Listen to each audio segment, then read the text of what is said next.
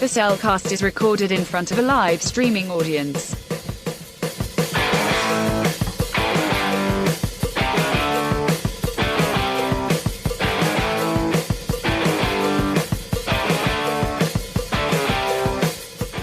Hello and welcome to another episode of The Cellcast. Hey!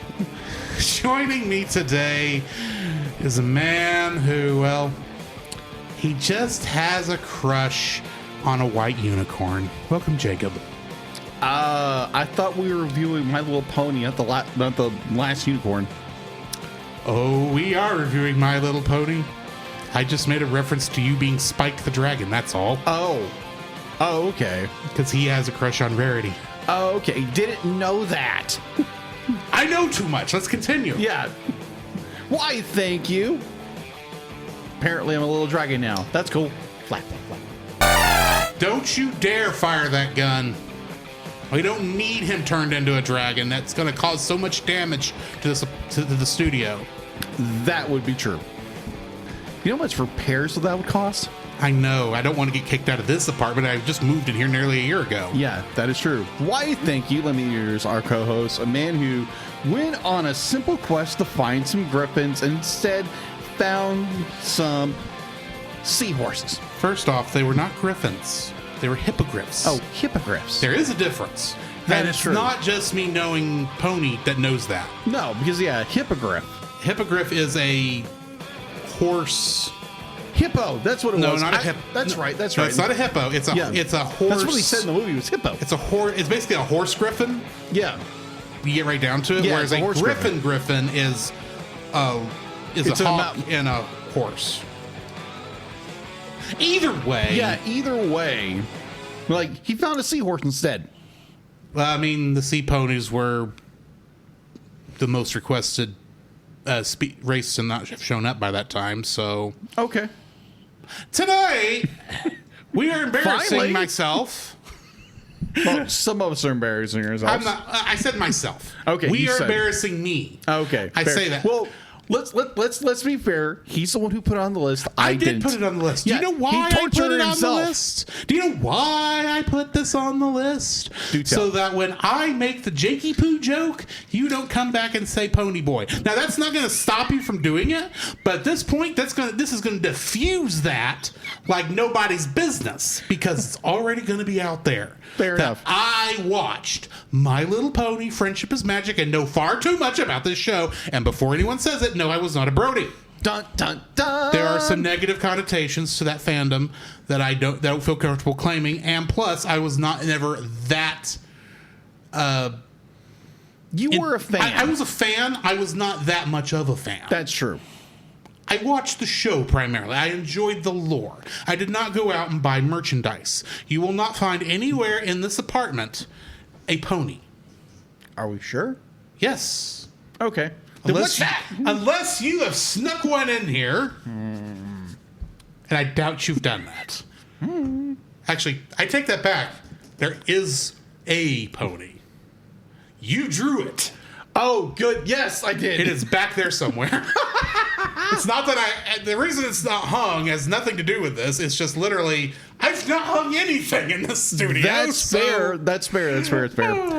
I did draw him a pony years ago. So an you mentioned Applejack. it. And I was like, oh, okay. 'Cause I've never drawn one of these things. Why not? And you drew Applejack because you asked me which one was my favorite, and I gave you the true answer. Yes, I prefer Applejack to the others. That probably makes me basic. I don't care.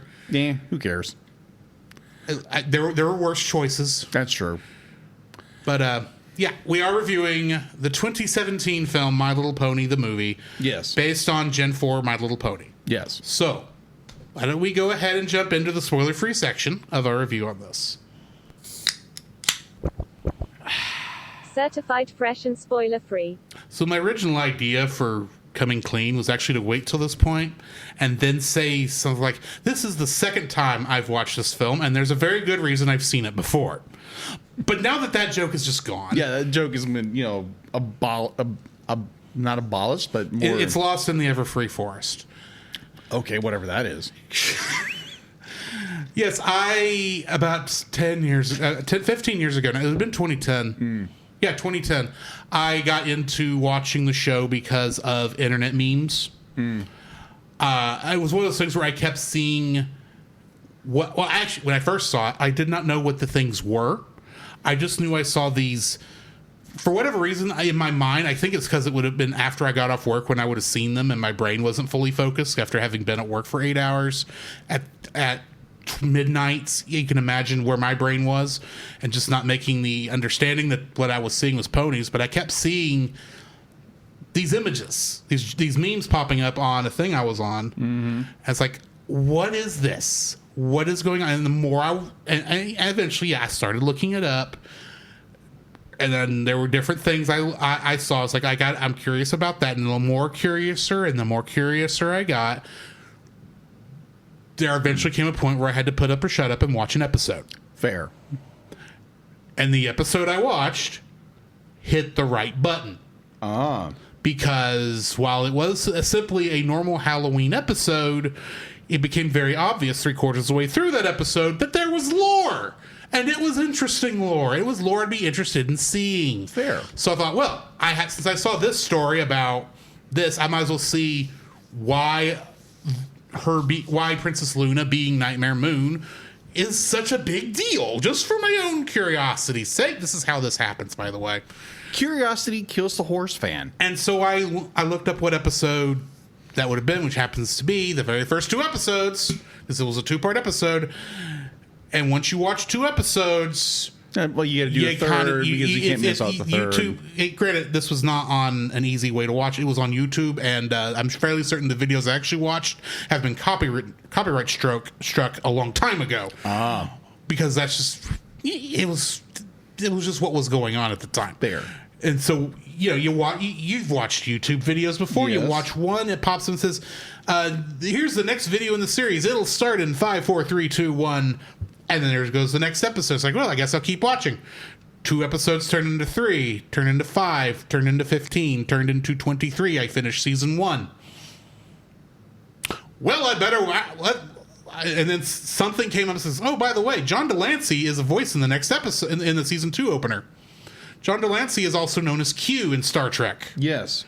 So it's like, well, I like Q. Let's see what John Delancey does in this thing. And at that point, it snowballed because I'm already too far in it. Fair. And I would watch the series all the way up through season 7. And by watch the series, I don't just mean I watched the TV episodes. I actually watched the My Little Pony Equestria Girls Bratz knockoffs movies that came out around the same time. He went deep. I was sucked in, okay? To a point where I had to... Even though I was starting to, by the time this movie was starting to come out, was getting ready to come out, the show had definitely jumped the shark. I just wasn't admitting it yet. To the point where they finally pissed me off in an episode. And then I was like, oh, I can't believe they did this. There's no way I'm done with this. And then, of course, I watched 2 more episodes and said, yeah, this is definitely done. And then I haven't watched it since. But yes, I did see this in theaters on opening night at the AMC in Tyler. Gotcha. And while I enjoyed it, even in that viewing, I can tell you there were some things that didn't quite work.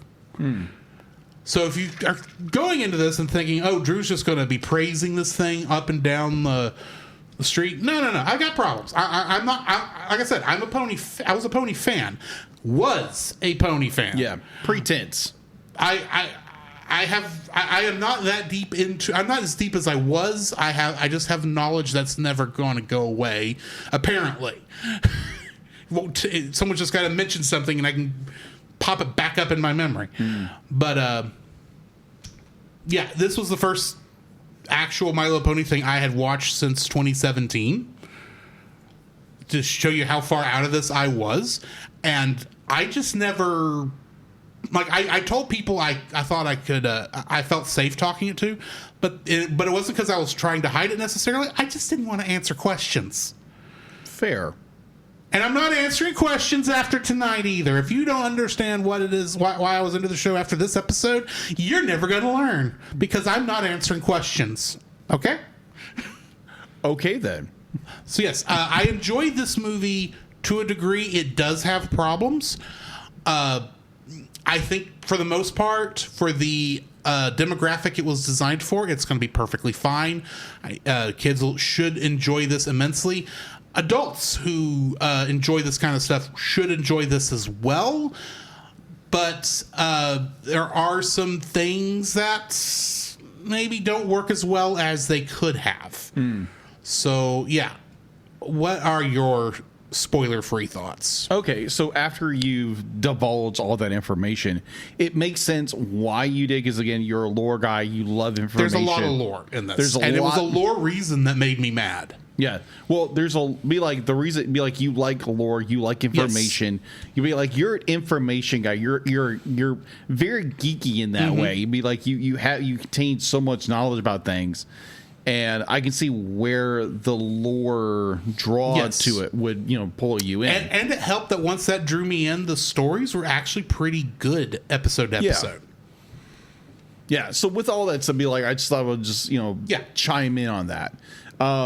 Again, be like, I remember My Little Pony because, again, I was a wee little lad in the 80s, and I remember seeing things about My Little Pony. That was a movie back in the 80s. I will say I have seen that original movie. That's a thing. Yeah. It's not my thing, but it's a thing.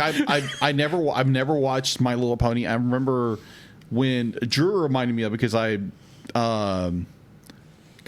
learned that he had watched My Little Pony. It's okay, what's his favorite pony? Had to go look it up. I think I watched an episode or one or two or whatever.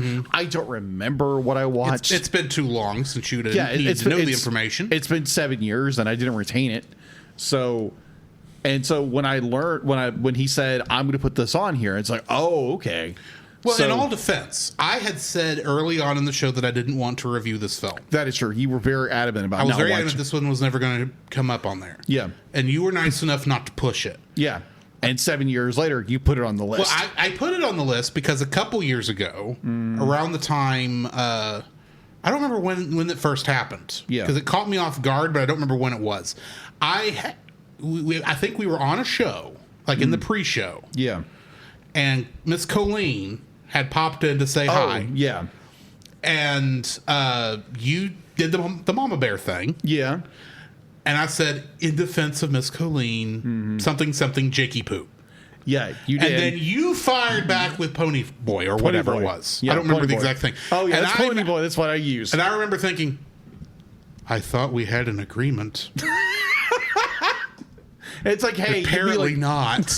But then I got to realize, okay, yeah, you don't want me making that joke, so that's why you're firing back with something like this. Exactly. And in my defense, I caught on. I have only done the Jakey Poo thing like one or two other times. You did.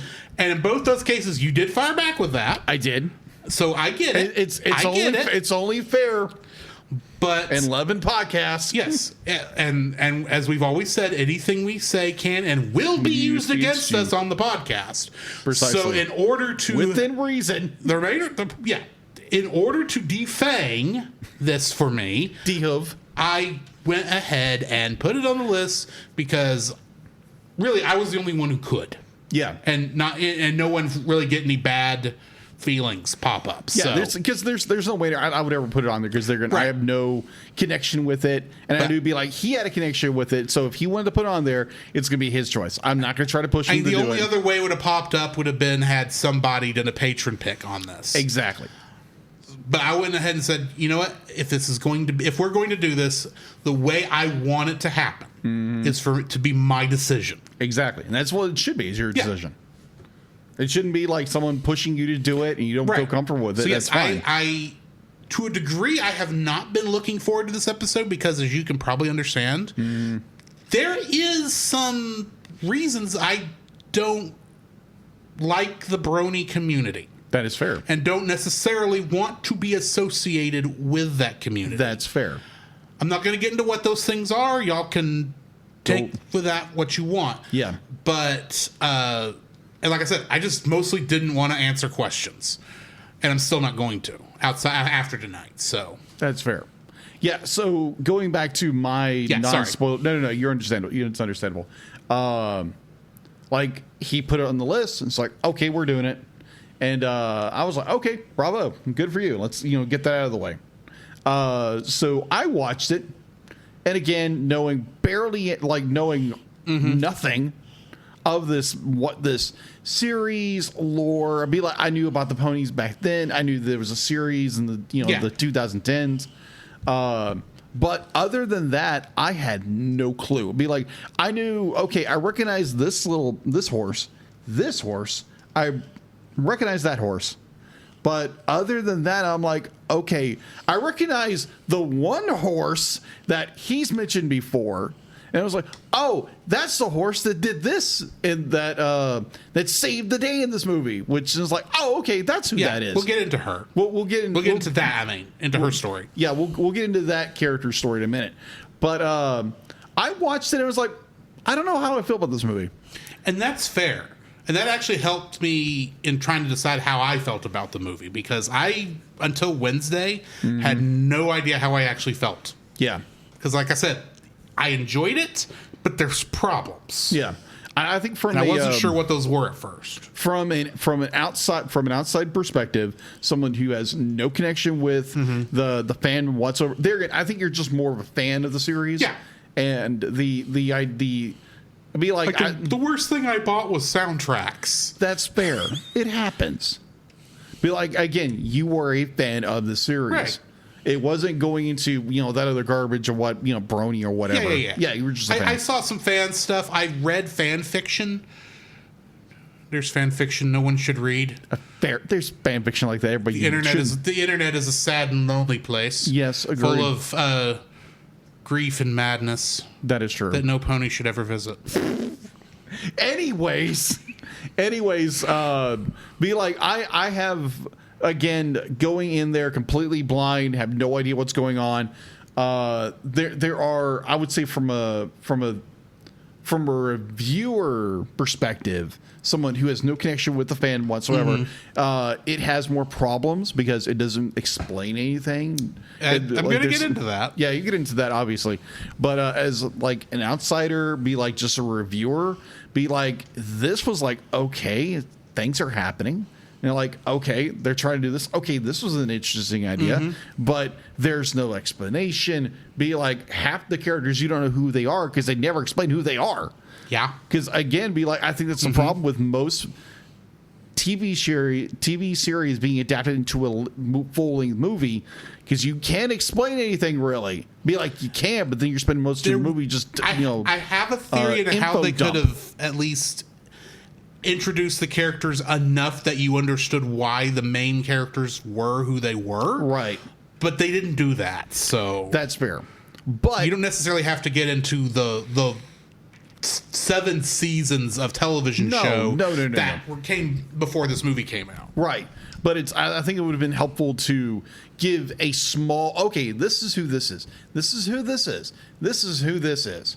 Kind of gave us a general view of who this was. For the audience coming in who doesn't know anything, we are missing a true introductory sequence. Yeah, exactly. Because I think that's one of the problems with movies that are TV series adapted into movies. Yeah, and there's no information, there's no lore, there's no who this character is. I would say there's some movies that do that correctly. But this is not one of them. No, this is not one of them. This is a movie made for the fans, and that's part of the problem.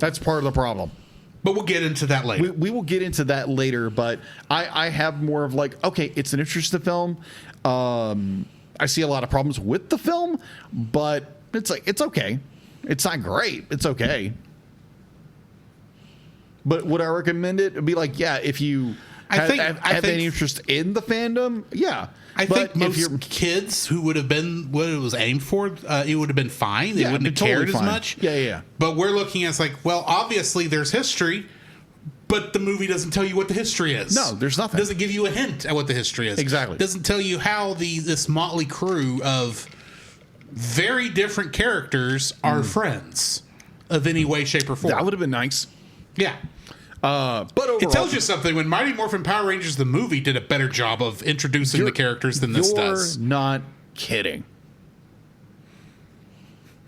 Like that movie was written better than this. Yeah, and it's not to say this And movie it's is written Power bad. Rangers, Mighty Morphin Power Rangers, the movie. I have a feeling that Hasbro mandates are part of some of the issues here. Oh yeah, probably. But we'll get into that in a minute. They have to sell merchandise with this, so Yeah, and they're under a little more scrutiny with this than they were with the show. So, Fair.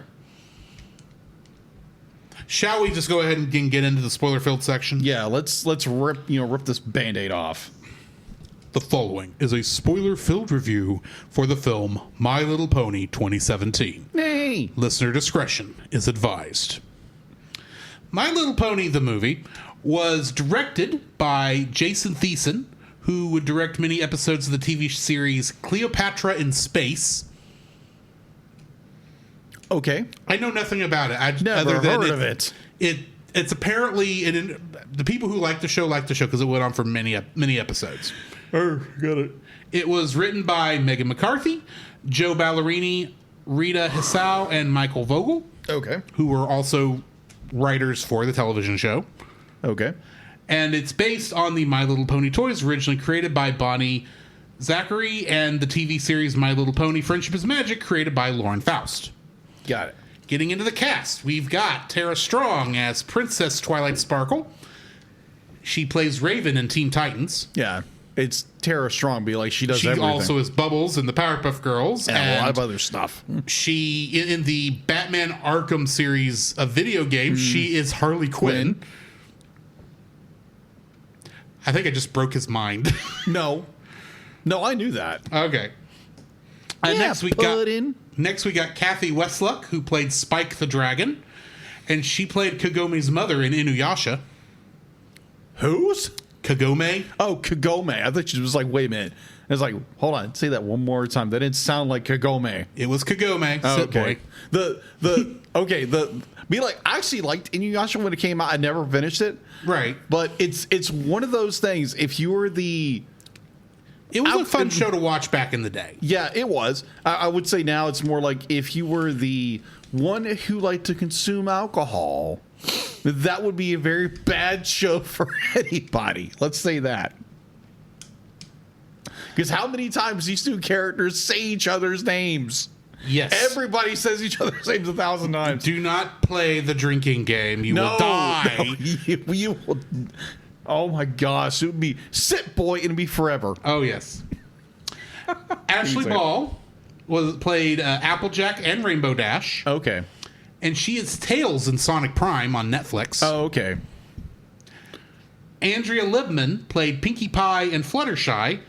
And she played Lemon Meringue in the Strawberry Shortcake television series that was on around the same time. Oh my gosh. So, interesting little fact. What was that? Shortcake? What was that? Strawberry Shortcake. Strawberry Shortcake. My wife absolutely loved that show. Loved the movie. And so she may or may not put that on a list sometime. We'll survive. Yeah. We've done weirder. So Oh, yes. We're doing My Little Pony, the movie. Yeah. Tabitha St. Germain was the voice of Rarity, Princess Luna, Granny Smith, and I can't call her that. Derpy Hoofs. Derpy Hoofs. I am not calling her Muffins. That is not her name. We'll get into that in a minute. Muffins! And in the Littlest Pet Shop series that was on around the same time, she played Pepper Clark, the main character. Okay. Nicole. Oh my gosh. Oh my What? gosh. What? Oh my What? gosh. No. It was Say it. Muffins. Just okay. Muffins. No. Think about it for 3 seconds. Muffin Button? We're okay. Funny too, but we are doing DBZ Abridged. Muffin Button, yes. Muffin Button. That was why I said Muffin Button. Sorry, I didn't hear you say muffin. I heard you say muffin. I didn't hear you I said Muffin Button second. But anyway. You did. Anyways. Anywho. Nicole Oliver was the voice of Princess Celestia, Lix Spittle, and additional voices. Lix Spittle? Who? Yeah, he was one of the bird pirates. Okay. The one that played the accordion and kind of screamed a lot instead of actually having talking roles. Okay. He squawked a lot. Got it. Yeah. Got it. Continue. And she played Zoe Trent in Littlest Pet Shop. Oh, okay. Uzo Aduba, and if I said your name wrong, I do apologize. She played Queen Novo, and she was Suzanne Crazy Eyes Warren in Orange is the New Black. Kristen Chenoweth played Princess Skystar, and she played Olive Snook in Pushing Daisies. Okay. Taye Diggs played Capper, and he is Triton in Disney Junior's Ariel TV series. The new one? The new one. Oh, okay. The one that's based off of the live-action Little Mermaid. Oh, okay. Yeah. Okay. Gotcha. Or more based off that. Yeah, more based off that. So when you went to Kristen Chenoweth, be like, you also know what she's also known for. Oh. Yes. Oh. Certain musical. There's lots of musicals. Lots of musicals out there. Yes. A certain Wicked, might say. Oh, was she in Wicked? I wouldn't know. No, yeah, she was in Wicked. Honestly, I didn't know. Oh, wow, okay. Yeah, she was. Yes, is she the original one? She's the original Galinda. Okay, that's fair. Yeah. So yeah, she technically That's why she pops up in the movie. She technically is in the movie, but it's a cameo more than anything else. Yeah, it's a cameo with. Anyway, what's her best? Elsa. Yeah. Yeah, Elsa. I was trying to figure out what John Travolta called her once, so like that was funny. Anyways, yeah, go moving right along. Dig-a-doom. Sia, the pop artist, played Songbird Serenade, and that's pretty much all she's done. Yeah, she was. I don't know. She didn't have any acting roles. I'll put it that way. No. Is she? I don't know if she's still an artist, like musician or not. She does have new stuff. Oh, okay. I will not say that it's popular because I don't actually know. Okay, but she was very popular around the time this came out. She was, and from what I've seen, she no longer does that eyes hidden behind the hair thing anymore. So yeah. Michael Pena played Grubber. He is Luis in Ant-Man. Zoe Saldana played Captain Seleno. Oh, that's who she played. The pirate captain. The pirate bird. And she was Gamora in Guardians of the Galaxy. Of course. And Uhura in the Abrams first Star Trek films. Yes.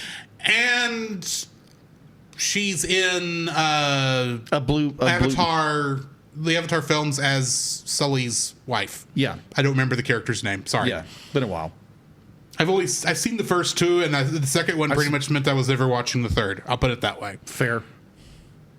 Liev Schreiber was the voice of the Storm King. And he played Victor Creed in X-Men Origins Wolverine. Sabretooth. Yep. Lastly, Emily Blunt was the voice of Tempest Shadow, a.k.a. Fizzle Pop Berry Twist. Oh, okay. And she was the unicorn in If. Oh, okay. That makes sense. And is the wife of John Krasinski. Yes. And has been in a lot of stuff. Yes. Very popular actress. Kingdom Hearts connections. What do you think we have? Artsy, you don't get to answer because I know you already know. Artsy knows this?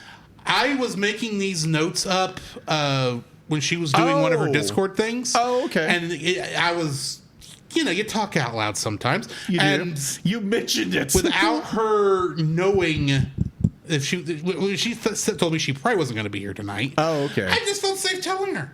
But she's guessing 4 anyway, so. Okay. So you guess 4 Artsy. I would probably go with maybe, ever since this is a newer film, and there's a lot of big voice actors in this movie, and Drew's got his head up, so I'm probably going to guess higher. I'm going to guess higher, so that means it's lower. You're stalling. Huh? You're stalling. I know I'm stalling. I do this all the time. Don't you know this? Every Friday. Every Friday. 6. Let's go 6. You're going 6. Yeah. Well, you're both wrong. Oh. The answer's 1. 1? Just 1, and it's Princess Twilight herself. Tara Strong. Tara Strong is the only one. I looked. Oh. She's, of course, Princess Twilight Sparkle in this. And she is the Riku from Final Fantasy X in Kingdom Hearts 2. Oh, okay. She plays in that game, they're fairies. Her, Yuna, and the other Final Fantasy X-2 character, Pain. Oh, okay. Pain? Pain. Oh, okay. She wasn't in the original Final Fantasy X. She was created new for 10 too. Oh, okay. And she was very scantily clad, we'll say. That's what I saw by that game. Info and stuff.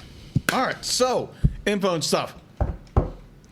IMDb has a 6.6 blah blah blah blah blah blah blah blah blah blah blah blah blah. Be like, for some reason I couldn't say 6.1 without holding a straight face for some weird stupid No idea why that is. No, I have no idea. It's anyways. 6.1 out of 10. 6.1 out of 10. Rotten Tomatoes its reviewer score is a 49. I have a suspicion about where this is going, but continue. Its audience score is a 79. Kind of a gulf. That's kind of normal for this sort of thing. Yeah, kind of, because you have the fans who, oh my gosh, love it. The audience, the reviewers are like, meh. All right, streaming. If you want to stream, it's for $3.99. He watched it on Amazon. I watched it on Apple. Same price. I didn't. I'll get back to physical media in a second. I forgot to put that one on there. But you can buy it on Amazon Prime. I would think so. Yes. And I think it's still available on DVD and Blu-ray. Oh yeah, probably. Probably even 4K Blu-ray. Probably at this point. Let's see. Production was Allspark Productions, DHX Media Vancouver, and subsidiaries who did, little bits here and there for the movie. Top Draw Animation from the Philippines. Fiddle-Along Cartoon from China. Copa Studio from Brazil. Distributed by Lionsgate Entertainment. Runtime was 99 minutes. Its release date was September 24th, 2017 in New York City, United States, and October 6th, 2017 in general in United States and Canada. Box office. It had an estimated budget of $6.5 million. Its opening weekend for October 8th of the same year for United States and Canada was 8.8. It's Just barely made money. It barely made its And budget. probably once you consider marketing, it probably didn't. True. It's domestic for the United States and Canada was $21.8 million, and it only made internationally was $60.3 million. So you have a movie that had a budget of $6.5 million and made about $60 million. That's still not bad. No, not bad. Not bad. Be like, you got to take into again, movies weren't because again, you still had a strong Blu-ray DVD market. Yes, where it could make money at home. And we are also dealing with a main fandom that their primary way of watching any media from it was piracy. That is interesting. I am not saying there's pirates in this movie, which is kind of right. I am not. I'm not going to sit here and tell you that I am innocent of some of these of that sort of thing. But and they do and they did. So do, you're a pirate horse? You know what I mean? I know. And I will say the fandom did do a good job of supporting the show, but. We'll get into some of that later. Dealing with it wasn't exactly easy to watch. The show was not easy to watch unless you had cable and satellite. Fair. All right, so home video release. My Little Pony, the movie, was released on December 9th, 2017 on digital download. It was later released on July 9th, 2018 on DVD, Blu-ray, and on demand. Special features included deleted scenes, music videos. Let's see, special features, blah, blah, blah, blah, blah. Shorts, blah, blah, blah, blah, blah, which were bundled into the theatrical release, blah, blah, blah, blah. Home video bundles, both the film and the namesake, the 1986 film, which you can still buy. And that's a thing. Was released on October 16, 2018. contributing to the 35th anniversary of the My Little Pony toy line. Contains the same bonus material as the previous Blu-ray and DVD. As on this is like my tongue doesn't want to work tonight. Apparently, my mouth is full of hay. Not touching that. April 2018, My Little Pony the movie has sold over 200,000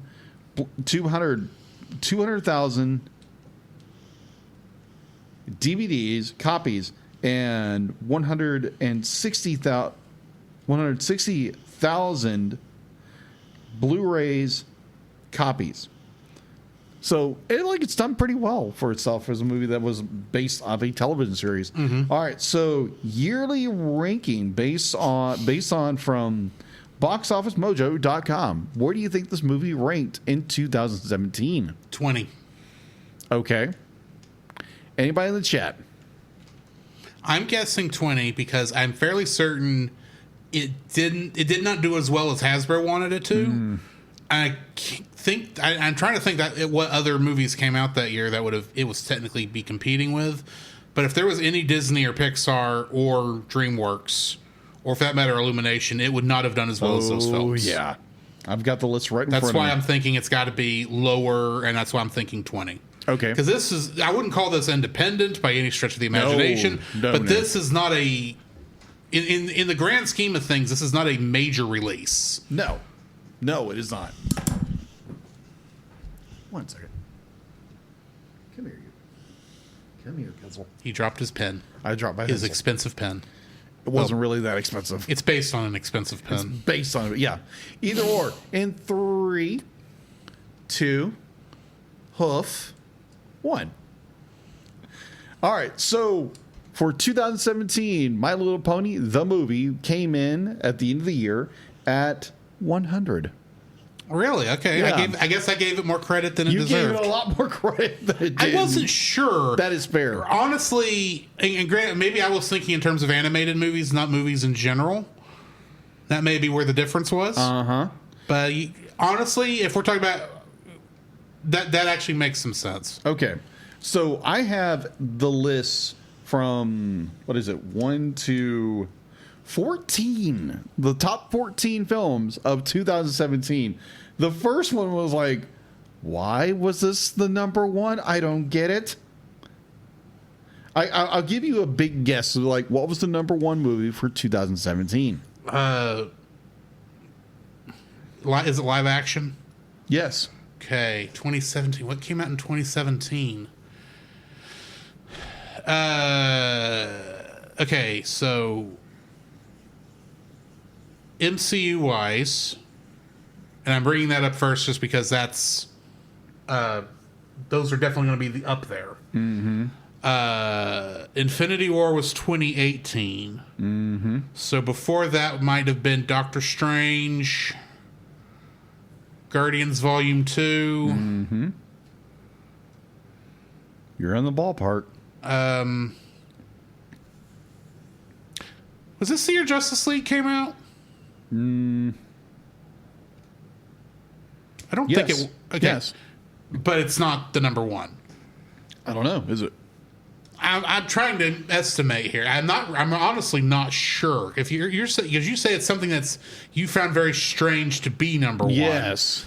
And I don't know if that's strange in general or it's a movie you weren't a fan of that others might have been.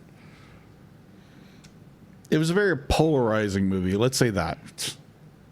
The Hunger Games 3. I don't know. All right. The number one film of 2017 in the box office was Star Wars Episode 8, The Last Jedi. Okay, it got that because it was Star Wars. That is true. Because it didn't matter how... In a sense, that's the one that most people are on the fence on.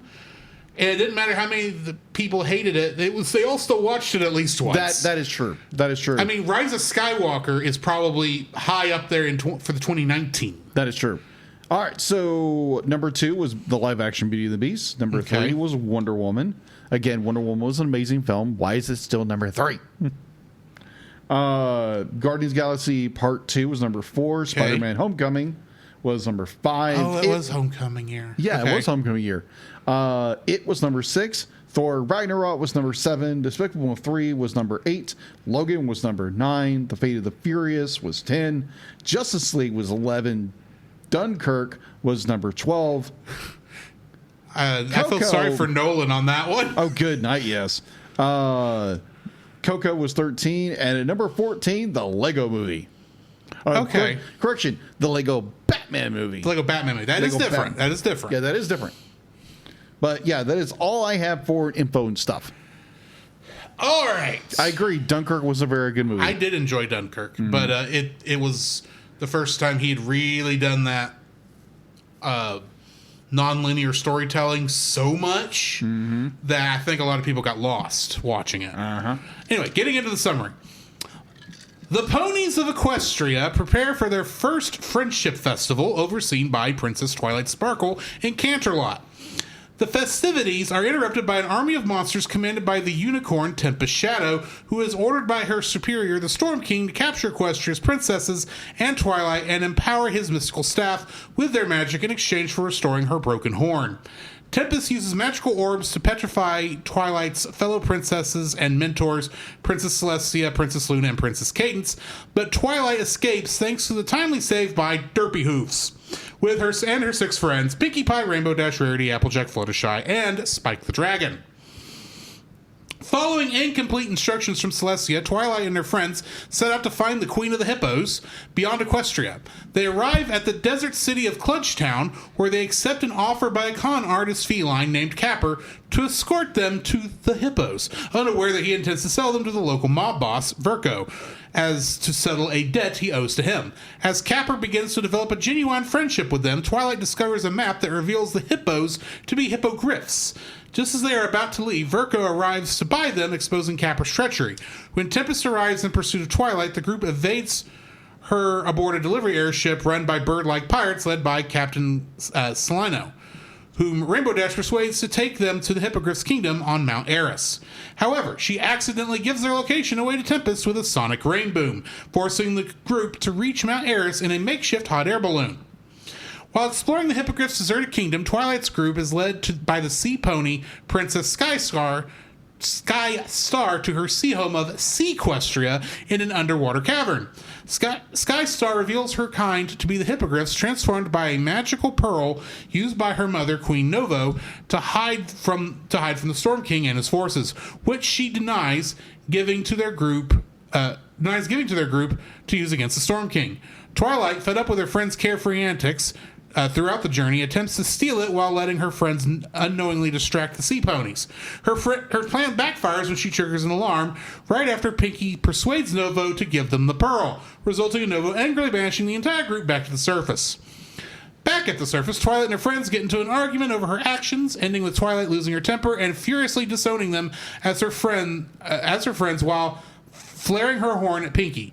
Deeply hurt and offended, the group, barring Spike, leave Twilight, unknowingly allowing her to finally be captured by Tempest, who gains her sympathy as she reveals the loss of her own horn as a foal due to an Ursa Minor attack caused by her own friends to leave her because of her unstable magic. After learning of her kidnapping from Spike, Twilight's friends immediately spring into action and return to Canterlot to rescue her with the help of the reformed Capper, Salino, and the pirates, and Princess Skystar, who have followed them after being inspired by their friendship. Using his newly empowered staff, the Storm King conjures a storm against the group and betrays Tempest, whom Twilight saves. Twilight and her friends quickly reconcile and manage to recover the staff, ending the storm. The Storm King hurls a magical orb to petrify the group, but Tempest jumps in his way, petrifying them both. The Storm King falls to the ground and smashes to pieces, while the group uses the staff to revive Tempest, who returns the stolen magic to the princesses, restoring them and repairing the now damaged city. The Friendship Festival resumes with the ponies celebrating alongside everyone whom Twilight and her friends encountered and befriended on their adventure. Encouraged by Twilight, Tempest joins them by producing a fireworks display with her broken horn and happily accepts the group's friendship, never to be seen again. because she will never be seen after this episode. I don't think. I don't know. I didn't watch the last 2 seasons of the show, so I don't know if she ever showed back up or not. Getting into the trivia. Liev Schreiber accepted the role as the film's main antagonist, the Storm King, because he was eager to appear in a film he would be able to take his children to see, noting his repertoire of violent, adult-oriented films. Mm-hmm. Michael Pena's ad-libbed much of Grubber's dialogue, with Megan McCarthy, the film's main producer, saying, "You get Michael Pena in a recording booth and you're just like, please just go and say funny things. He will be there for hours just giving you all kinds of great, really great material that was not something that we had originally scripted." Songbird Serenade's bodyguards are a nod to Vincent Vega and Jules Winfield, John Travolta and Samuel L. Jackson, respectively, from Pulp Fiction. Yes. Adam Bengus had been fighting leukemia for over 3 years when, through the Make-A-Wish Foundation, got to fulfill his dream of voice acting in the film. He plays an extra pony named Code Red and is listed third in the closing credits due to the credits being alphabetized by last name. Gotcha. His lines include, "Is that Songbird Serenade? It is, and way to go, guys." Nice. Tempest doesn't have a cutie mark that is visible.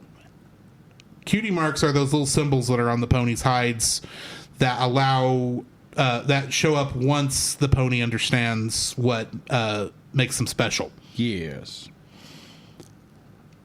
I just lost where it was. Okay. She does, though, have the Storm King symbol on her armor in approximately the spot where one would be. It had been theorized that she may not even have a cutie mark, given that she was so obsessed with restoring her horn that she didn't likely have an opportunity to discover her true calling or potential. In the movie, the Storm King holds the staff of Sicanus, Sicana being a Portuguese word that translates to rogue or trickster, meaning the staff is the staff of rogues and tricksters. It's a Loki staff. I gotcha. That's what I thought. The Storm King's defeat marks the second villain to be defeated in the My Little Pony franchise, and by defeated, I mean killed. Wait, there's been another villain who was killed off? Well, yes, he does come back, but magical shenanigans is my understanding, because it was an episode I didn't see. That other character being King Sombra in season 3 premiere. Gotcha. This one, however, was by his own hand. I gotcha. King Sombra was not. Other than he just would not stop. Anyway, the pony that saves the day and is the true hero of this tale, if we're being perfectly honest, is a young pony named Derpy Hooves. Derpy Hooves has an interesting background because this is a character that originally started off as an animation error in the very first episode. Really? Yeah. In the first episode, there was a scene that was taking place in what was going to be Twilight's house. Yeah. That had, because Pinky was throwing a party to welcome Twilight there. And so, in order to save a little bit of money, all of the background characters were kind of just placed in the background and were still and didn't move. Yeah. You know, saving money. It was, well, one of the characters, a gray-haired, blonde-maned Pegasi, with Bubbles' cutie mark, was a standard background pony that they had made for the show so they could just always have characters for crowd scenes and such. Yes. And as a joke, like you do. One of the animators on that scene made her cross-eyed. And this didn't get caught because in the scene, her face was actually going to be blocked by, if I remember correctly, a bottle of hot sauce. Okay, then. The problem is that background play ended up being reused in a different spot by someone who didn't know about the joke, didn't see the joke, and it got past everybody, and it wasn't noticed until it got to broadcast. Oh, okay. And then was discovered by the then fledgling and up-and-coming Brony community that was started on 4chan. And probably, I would assume it started off as a malicious name, as a joke, because internet. They called her Derpy Hooves. Okay. Now, it may have been a malicious name at first, but in my opinion, or from what we saw, the fandom embraced her and kept and preferred that name over any other name that was ever tried to be given to her, myself included. Right. Starting in halfway through season 1, the character's eyes were permanently moved to a derped position. Okay. As her, or I should say, in the next episode, after that, she was heard to be saying muffins in one scene. It may not have been her. It was just background audio. Yeah. But the character's mouth happened to move near the same time. So the joke the fandom had created was that she liked muffins. In most of her appearances in the first half of season 1, she had normal eyes because she was just a normal pony like anybody, normal background pony like anybody else. But starting about halfway, they started intentionally keeping her eyes derped when she appeared on screen as a nod to the fans, the adult fans, who had by that time become known to the animation studio. Starting in season 2, they started scripting her cameos. So it became a game of spot derpy in during season 2. I gotcha. And that was cool and all until about 3/4 of the way through season 2, where they not only gave her dialogue and had Rainbow Dash say her name on screen as Derpy Hooves, full name. So it's like officially canonizing it was the idea. And while the fans loved it, the parental groups did not. They thought that with the name like Derpy Hooves and the unfortunate voice that Tabitha St. Germain went with in that episode, which was very... it was deeper because she actually thought the character was a boy. Oh, okay. They thought they were making fun of people with Down syndrome. Oh, okay. That was never the point, but Right. Hasbro had to make a call on that. So after that episode, Hasbro pulled that episode from reruns, reanimated, underped her eyes, and then had Tabitha re-record her voice lines for that, and edited out Rainbow Dash saying her name. Gotcha. And then throughout the rest of that season, all the episodes that were in production, her eyes were underped, and throughout the rest of the season. In season 3, they started re-derping her eyes again, but the character would not speak again until episode 100, which was a love letter to the fans by the producers, because in that episode, all the background characters that the My Little Pony, the Brony community had assigned personalities and head canons and such to, they showed up in there. And Artsy Seth does remind me that one of these characters was a character named Time Turner in the original script, but became known as Dr. Hooves because he looked suspiciously like David Tennant. Oh, okay. And then in that episode, they made a lot of Doctor Who references with his character. Gotcha. Including the long scarf. And gave him a British accent. Got it. I'm half surprised they didn't get David Tennant to voice him. Because David Tennant is known for doing his voice acting. Yes, this would have been like before he was really doing that, but so sometime after that, they started using Derpy again in marketing and Facebook posts. Okay. They started and selling her toys again, but they would not put the name Derpy on the packaging. They would just put a picture of a muffin. Because supposedly, what they told the fandom was that they could not trademark or copyright, I don't remember which one, the name Derpy Hooves, as it was could not be cleanly gotten. Yeah, it was. So they picked another name that they could get, which was Muffins. Muffins. A muffin is going in the cover art. And even in the credits of this film, officially, she is credited as Muffins. I will not call her that. I'm going to figure out what Muffin's Derpy Hooves be like, what her pony mark is, where I can... Bubbles. It's Bubbles. It is Bubbles. That's all it is, Bubbles? Yeah, it was... Yeah, remember, her character was just created to be a background character, so much of her features were assigned at random. I gotcha. Her primary distinguishing feature was put in as a joke. That's fair. And it just stuck. I gotcha. And so her being the character that saves Twilight from getting stoned, pardon the wording there, I think is a nice little throw up to the community. It's like, hey, we're letting your girl be at least part of the hero in this. That's fair. And she does actually appear in quite a number of scenes. She doesn't have the cameo role that many of the other background characters that the fandom background characters were in this. So. Fair. Okay. Last bit of trivia we'll put in this. In the opening sequence in Canterlot, Every Cancer major, minor, and background character that ever appeared in the show is on those scenes. Even though one of them, Discord, who had originally been voiced by John Delancey, is just a balloon animal. Okay, then. None of the villains, though, appeared unless Queen Chrysalis was hiding somewhere in there. Since she's a changeling, she could have appeared as anybody. Oh, okay. But also, if you'll note that this movie has a little bit of a slightly different art style than the show does, because the show was animated in Adobe Flash. Mm-hmm. The movie was animated in Toon Boom. Yeah, I saw that. Right. So it's there are differences in how those programs work, because Flash is a vector-based. Yes. Toon Boom is not.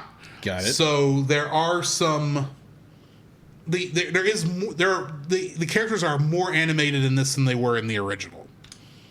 So Fair enough. I think that's the end of my trivia for this one. What is your first like for the film? Mine you mentioned it, like you mentioned it in your trivia. The unsung hero, Derpy to the rescue, noble sacrifice. Mm-hmm. I thought, because again, the movie doesn't tell you anything who this character is whatsoever. They will never officially refer to this character outside of that one episode ever again. Right, but by name. But the silverback, you see this character just jump in the. You see the expression on the character. It's like, okay, I know who that is because this guy told me who this is. And it came up in discussion. It did. It did come in discussion. I don't remember how it did. It just I don't know did. how it either did, but it came in discussion at some point. So I knew who that character was. I'm like, that's who that character he's talking about. Okay. And it's like, oh, great. This character jumps in and saves our main character. And I'm like, oh, wow. Okay, that's kind of cool. And I'm like, okay, unsung hero. Okay, awesome. That's my first, like, Derpy gets, this, becomes the hero of the day. So I thought that was cool. Fair enough. My first like for this is that there are so many background things in Canterlot, the main city at the beginning of the movie. Right. That brought back a lot of pleasant memories from the show. Okay. The episode, and the big one is the hall that Twilight's kind of walking around in when we meet her, where she's trying to bring up the courage to talk to the three other princesses that she should know aren't going to. Oh, she's nervous by nature. But you can see in the stained glass windows in there are many different scenes that reference different parts of the show. Yeah. Different major parts of the show, and when I was seeing that, it's like, oh, that's cool. I hadn't forgot that because we'd seen those before in the show. Yeah, in the show, but it's been years, so it was nice seeing that and going, oh yeah, I remember what that's referencing. That's cool. I like that. So granted, yeah, of course they recreated this in a whole new thing, and it makes sense because this is a location we've been to before. But it was nice seeing it again. In many ways, it felt like returning to not returning home per se, but returning to a place I have good memories of. Oh, okay. If that makes sense. It was not. It felt, even though this was newly animated, there was it was much more larger in scope. There was a lot of things. It's like, This is the show you remember. This is connected. It's just nice to be back with a nice coat of polish. That's fair. So, what's your second like? I actually enjoyed the villain of Tempest Shadow. Like, she shows up. She's obviously a pony. And I'm like, okay, she's the villain. Okay, that's cool. I mean, it's okay. She's working for this. What's the actual villain's name? The Storm King. The Storm King. Which I would half expect to be Hasbro in disguise. I suspect the writers were a little jab. We're jabbing a little bit at the corporate structure. But I'd be like, the fact to be like, they bring in an evil pony who wants to do this evil thing, and the more you discover who this character is, she becomes more and more sympathetic. Mm-hmm. You realize who she is. You realize that her desire is to gain her horn again. We don't know what happened to her horn. We do. We're like, no. Be like, at first we don't. In the beginning, we don't. We don't understand like who she is. And And then like once you get to the third act, you get where Twilight Sparkle, I think it's the main character. She's captured, and you get Tempest's story. You get who she was, how she doesn't trust people, and at that point, be like, Twilight Sparkle. Twilight Sparkle is. I'm getting names right. It'd be like some of the names are kind of hard for me sometimes. Thanks, ADD and dyslexia. So be like, she had just be like dismiss her friends in the whole bit because she was angry in the whole bit, and now be like you have such a good princess of friendship dismissing her friends. Oh yeah, absolutely. It was such a great idea. We'll get into that. Yeah, we'll get into that. But I thought that was a really good idea that you be like you have your main character who kind of dismisses everybody, and now she runs into the main villain who she's captured, and has this be like you don't trust anybody because they're going to always betray you, and because I think at that point, be like our main character just feel like that everybody betrayed her, be like even though she was the one who betrayed everybody. But I love her development as a character. She's this very ruthless character. She is out. She's working with the Storm King. All she cares about is getting her horn back. She wants to be normal, and she's very powerful, obviously. And I think there's one issue where she does have to be like, oh, I can't control anything, but she controls it. Either that's nuance. But sometimes you get blinded by what you see as deficiencies. Yeah, you get blinded by deficiencies. Instead of making your deficiency a plus. A plus or a blessing in a way. Yeah, working with your means. Yeah. But I do love the fact to be like when we get to the climax of the film, the final countdown, when our characters are exactly. Be like Storm King has this power now, and she's more like, be like if I did this for you, if I did all these things, you give me my horn back. And he's like, what are you talking about? I was not going to do that anyway. Be like, I've altered the deal. Pray I don't alter it any further. Yeah, pray I don't snap another part of you off. And it's like when she's been betrayed again, and Twilight Sparkle saves her, and kind of reigniting her old trust in people, where she starts to trust again. And she, again, like Derpy, does give that ultimate sacrifice of turning to stone for people she just allied with, which I thought was a great move. And obviously they do bring her back, and she does learn. It's like, hey, okay, this horn does work, even though it's broke. And I liked her story. I liked Tempest, and her real name was like, okay, that was on left field. It's more common for the show for that kind of a name. Okay, gotcha. But I actually did enjoy her story. It was like, okay, you have this very broken character who's willing to do anything to fix an abnormality. And I just love her. She has this redemption arc at the third act where she has her origin story revealed, and I was okay. That was a really, really good character. I was like, okay, I can hook a horn into that character. So that's my second like. You see what I did there? Yes, I see what you did there. My second like for this film is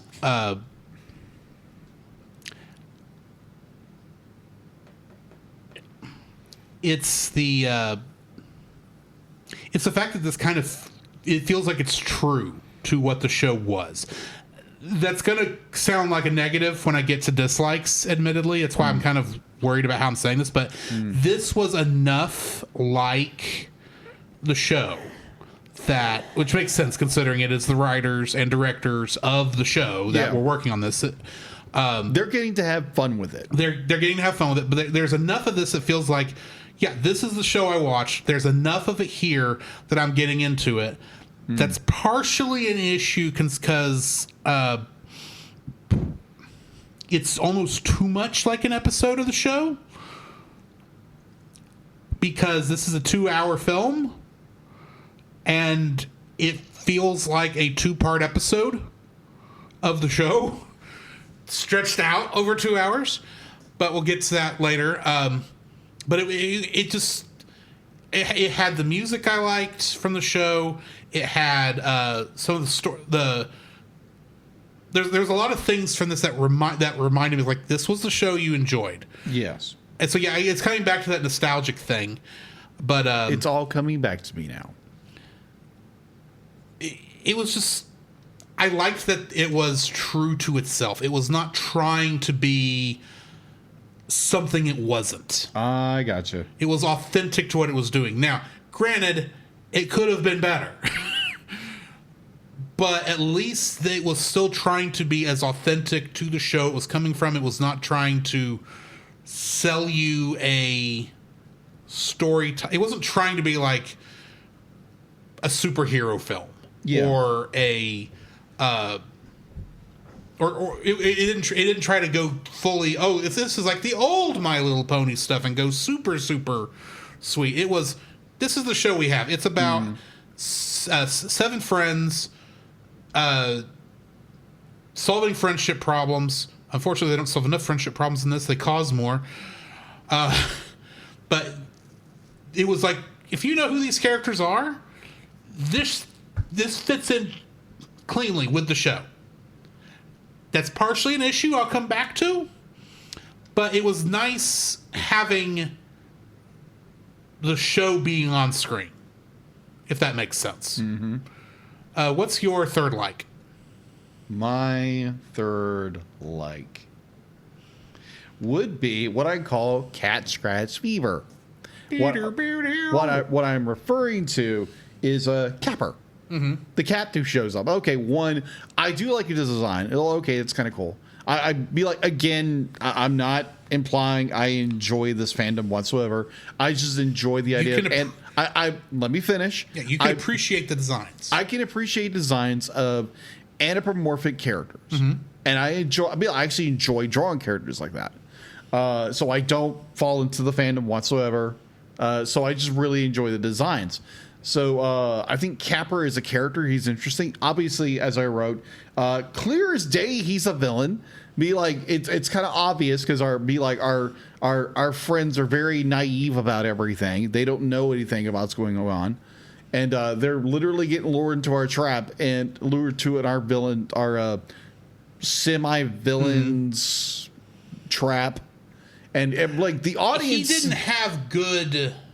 Intentions for them, but he regretted what he did. Well, yeah, he regretted. He was this very regretful villain. Mm-hmm. What he was doing because he wanted to settle a score and he found an opportunity. And you live in this place of scum and villainy.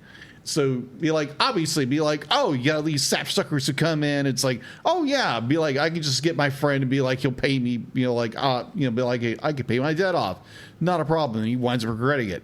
But I did enjoy the fact to be like, he was such a catty character where he was just, I'd be like, oh yeah, he's trying to be smooth, and the entire audience is like, we see right through your little fuzzy tail, dude. We know what you're doing. Yeah. And it was almost laughable how ridiculous this character was. And I was like, okay, this is funny. This is funny. It kind of relies into like a lot of the designs of the show. This is kind of like ties into my third. There's a lot of like the designs I did enjoy besides the pony themselves.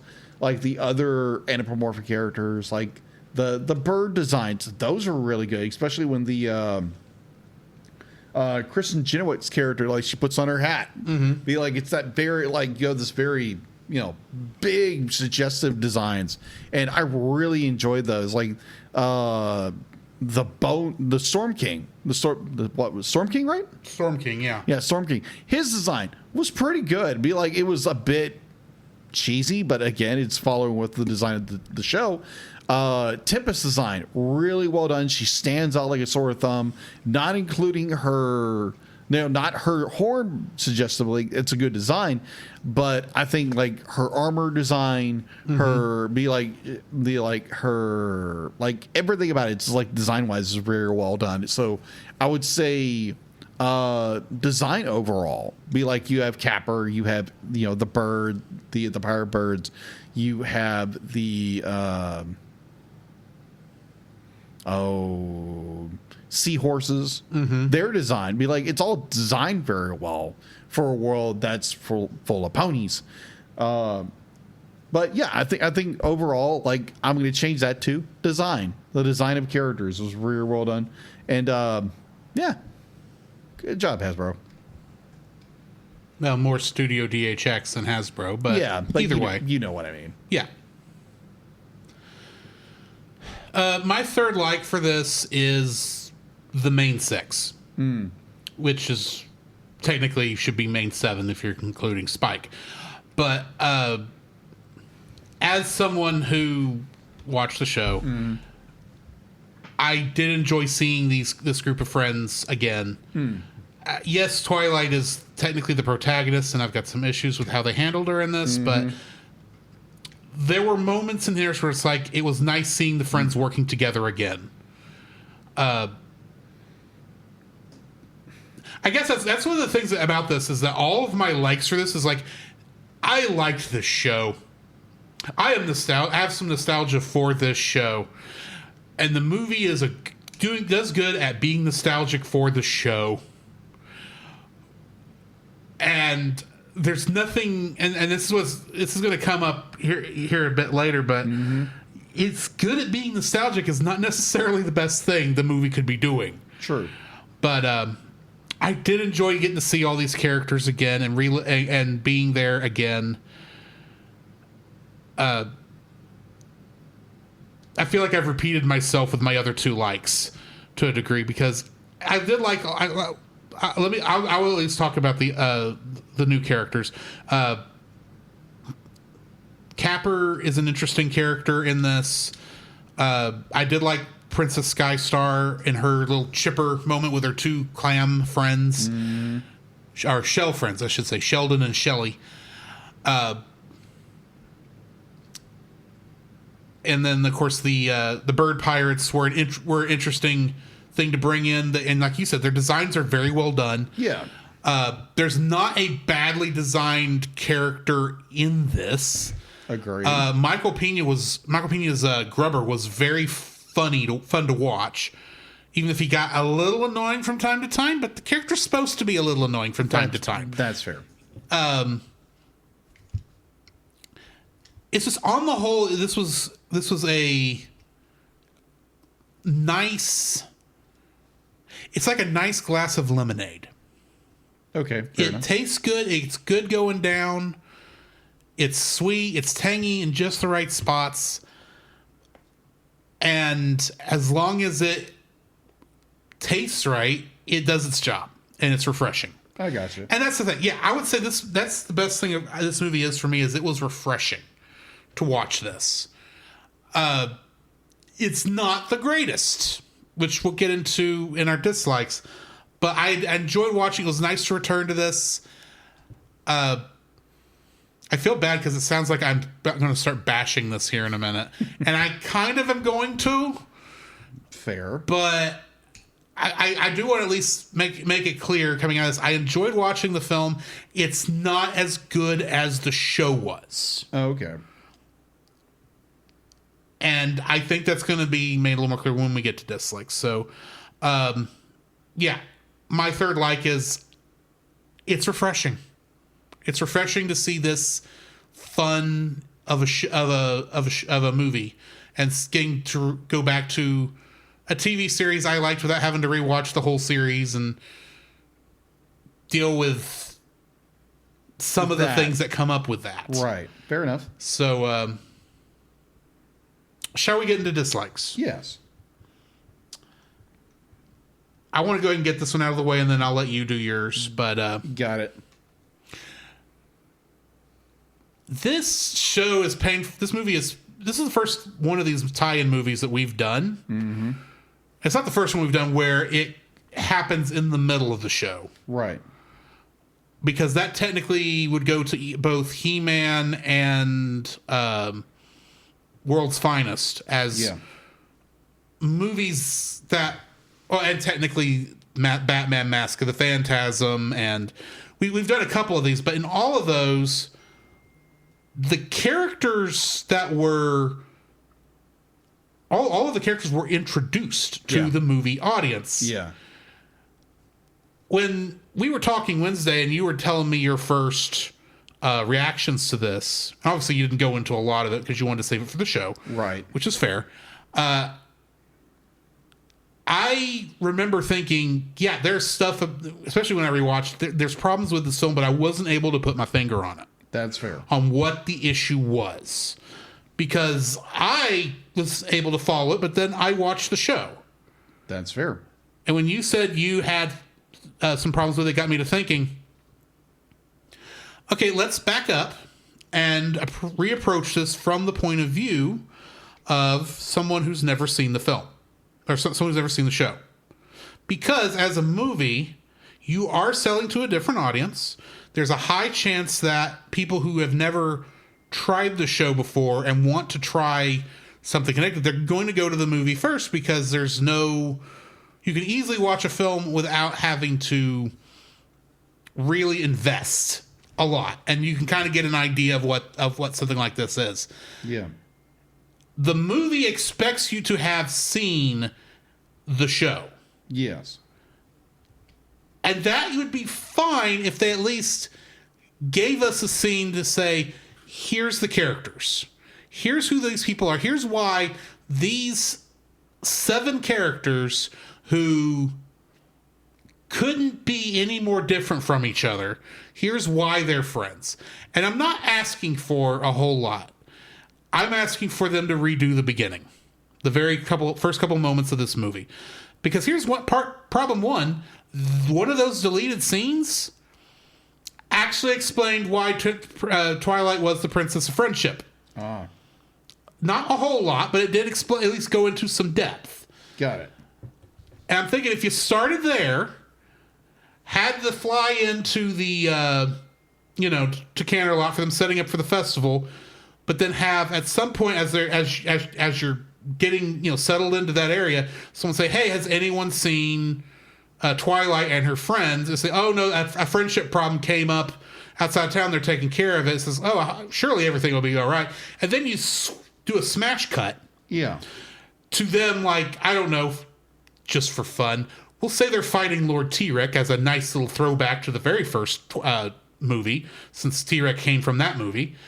Have them fighting him, and by fighting, I mean, I say fight, but dealing with that problem, and basically have it come down to he was somehow being controlled by the Storm King's forces somehow, and kind of lead that in and have them take care of that problem, and then say, hey, we got to hurry back to Canterlot for this friendship festival, and then fly back. And that gives you a chance to get to know all of these characters that are our main characters, start setting up the plot instead of having come out of nowhere. True. And just give us that nice little intro. Granted, this intro is very much how the show would have done it. And that's part of the problem. This is not the show. This is a movie. You need to introduce your characters. You need to be you need to go special occasion with this. I'm not saying change the rest of the film.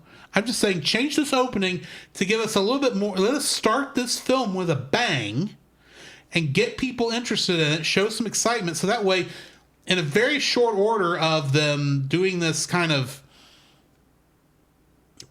battle or whatever, that you get to see how each of the characters operate. You get to see how they work together, and so that way, when you get to Storm Tempest showing up and freezing everybody, and Twilight and the crew escaping, you understand that these aren't just 6 ponies and a dragon that happen to leave at the same time.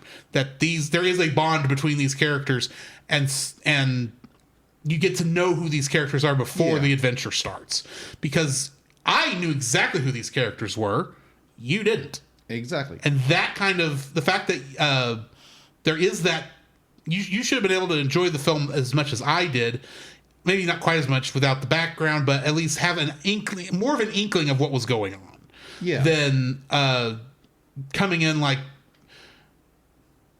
I understand you come into an episode and you're like, yeah, you don't know who any of these characters are, and you guys, but you're go into it knowing that movie. You're expecting to go into a film that shouldn't require any foreknowledge of who anybody is. Yeah, and they didn't really work. This movie was not really made with that concept in mind. So my first dislike for the film is that it's not very newcomer friendly.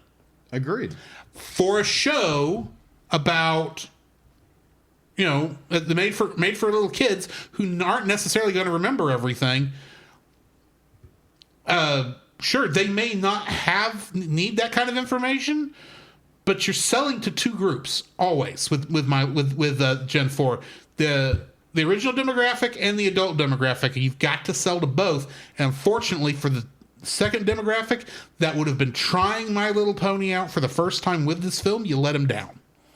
Because you didn't give them any introduction to who any of these characters are or why you should care. And that will lead into my second dislike that'll come up later. Because one of these characters, you don't even know why you should care about them.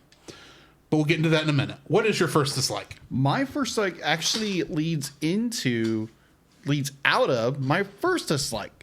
Because I mentioned derpy hooves. Mm-hmm. I was like, okay, this pony sacrifices herself to save everybody, and there's not even a mention of what happened. They just fly off. I'm like, wait a minute. Like, this big thing just happened. It just goes by like that. Like, it's a moment and it's gone. I'm like, wait a minute. Be like, shouldn't you arc him back to, like, not even be like, you didn't even mention the character's name. Be like, oh, yeah, someone saved us. Oh, my gosh, we need to do this for them or whatever. But not even a mention. I'm like, as a character, like from a story standpoint, but like, I understand you have this great divide of like whatever I understand about this character. Mm-hmm. But at least acknowledge the character did it. Like, you see the character become on Frozen at the end, but there's what I remember, no recognition, no nothing to this character who made this noble sacrifice in order to save her main character, and nothing. I just be like, it's completely unacknowledged the entire movie. I might be misremembering something. You might, but it's just more. I do understand. Yeah. I do understand that maybe Hasbro didn't want to. It's a nod to the fans. I get it. They have a Kobayashi Maru scenario with that character, darn if you don't. Because they either have to call her Muffins, which the fans are going to hate, right? Or they call her Derpy Hooves, which they can't legally do because they can't copyright or trademark the name. Which is an actual problem. And plus, there might still be some angry mom groups out there that don't like the name. Granted, by the time K-pop Demon Hunters comes out, they don't care anymore. Yeah, Derpy. Of course we can call the tiger Derpy. Yeah, but I feel like my main problem is the fact to be like, you, this character who does this amazing noble sacrifice, and it's never acknowledged. I'm like, wait a minute. Be like, Twilight, be like, one of your ponies just sacrificed themselves for you, and you didn't even acknowledge it. Just like, okay, that's kind of a downer. Well, we'll get into my problems with how they handle Twilight in a minute. Yeah, anyways, that is my first dislike. What's yours? My second dislike is the Flanderization of Twilight Sparkle. The what? Flanderization. Okay, what is a Flanderization? Flanderization is a term that comes from the Simpsons fandom. Okay. It refers to characters in a long-running series that one aspect of their character suddenly becomes their whole character for easy writing. Okay. And it goes back to Ned Flanders, the Christian next-door neighbor of The Simpsons. Oh, yeah. And it went from being just a part of his character, how he was a devout Christian, to that just the hyper religious, hyper Christian, hyper goody goody being the whole joke. I mean, there being his character no longer being deeper than that. And I say that Twilight Sparkle is Flanderized in this because throughout the whole movie, okay, she is embarrassed by her friends. She is. This is not a problem she should be having. True. If you're at season 7, especially be like if they're your like best buddies, like at season 4, when this show would have entered production, or this movie entered production, this was not a problem in the show. This is season 1 problems. This is episode 1 problems, and they've reverted her back to this, and it annoyed the crap out of me because Twilight is not being a friend to her friends who know how to do this because they've done this at least 5, 6, 7 other times. A dozen times. Yeah. Including she would do it with at least 3 or 4 times with human versions of the characters that she got transported into in the Equestria Girls series. Okay. This is nothing new. She should know. She knows exactly every single one of her friends' strengths and weaknesses and why they're acting the way they are and how they usually go about their usual strategies with this. And so her being embarrassed or worried that her friends are going to cause trouble is not where this character should be. Now, granted, it is a common problem for her to be antsy when plans go awry. And for her to be overthinking things and to get into her own head. That is a character flaw that's been in there since the beginning. And those kind of character flaws, while you do grow and learn from them, they never fully go away. But she regressed in this movie all the way back to episode 1. Really? Where she just did not... She was so worried about... Or so worried about the other ponies getting hurt or getting in trouble or causing problems that she did not want to work with them. And that's why it took her... The reason she's the princess of friendship is because those were her first friends, and that's who she first started learning what friendship was from them and understanding how you work together, how you do all these things. By season 4, when this movie would have entered production, she didn't have these kind of problems. Yes, she trusted all of her friends that even when they did things that get you angry, because that happens from time to time, she trusted her friends to have her back when stuff hit the fan. Yeah. She's not like that in this. She lies to her friends to get them to go distract the sea ponies without letting them know so she can steal this magical pearl. That is not Twilight Sparkle at this stage of the game. It just isn't. She is, as the princess of friendship, she should know very well that she needs to befriend the sea ponies, which is what her friends are doing, while she's trying to steal this pearl. Twilight Sparkle knows better. Or she should know better. The writing just... I wonder if this is a Hasbro mandate thing that regressed her character this much. I don't know. But she knows better than this. And this is one of the things that didn't hit me till today, that how she's not being herself in this movie. Like she knows far better than this at the end of season 4. Much less at the end of season 7 when the film actually comes out and takes place. I'm not going to rant master because it's not worth that, but I hate what they did to this character. Fair. Because it takes until she hears Tempest Shadow's story to realize what she needs to do. Right. First off, this is not the first time we've dealt with evil pony has an end for all pony kind, and we know how to fix this problem already. We've done it twice before this. Why is this a problem again? It's just how they just did not handle the character Twilight correctly. Tara Strong did a great job. Do not get me wrong. She understands this character mentally very well, but the writers did not help her at all. Okay, fair enough. And that's the thing, is the writers know better too, which is why I think this must be a Hasbro mandate problem. I got you. Hasbro saw this as, no, we need to make her. We need more action in this scene. We need to get them to this dark moment so that the friends separate. It's like, you can do that without having her yell at her friends. Maybe I should have other friends than you. They've been friends for 7 years. Who says that unless there's been actual, real hurt? The other 5 should have had more of a reason to say maybe we don't want to be friends with you than she had with them. Fair. Because all she was just upset that they weren't following what little plan she had, which was no plan. Yeah. And I get that she was antsy and she was out of her depth because she could not form a plan. But this is also not the first time that's happened. So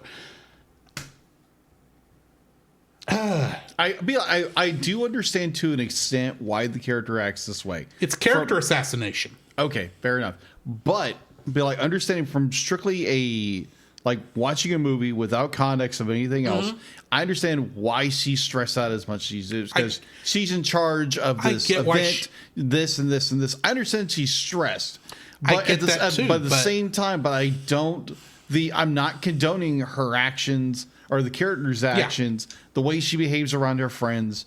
It just makes no sense that she literally disowns her friends over something she did out of a desperation to do something. It just makes no sense for a character. And you're saying that without considering the stuff that happened before. Exactly. She knows she has to fight for her friendships, and she should have been fighting for those right then. And she should have known at some point, hey, perhaps what we really need to do is find out more about this Tempest Shadow, maybe, and then figure out what we need to do to help her understand that she doesn't have to be like this. Understand who she is, so we can understand why she's doing this. Fair. She never does that until she's forced to talk to her. It's like, Twilight, that should have been step 1 once you were safe. Anyway, sorry. I do agree. It's kind of a character assassination. It's character assassination, and they should have wrote Tempest more into Twilight's the cruise, the main 6's adventure to the hippogriffs. Yeah, I do see where, I do agree that they should have done a little more.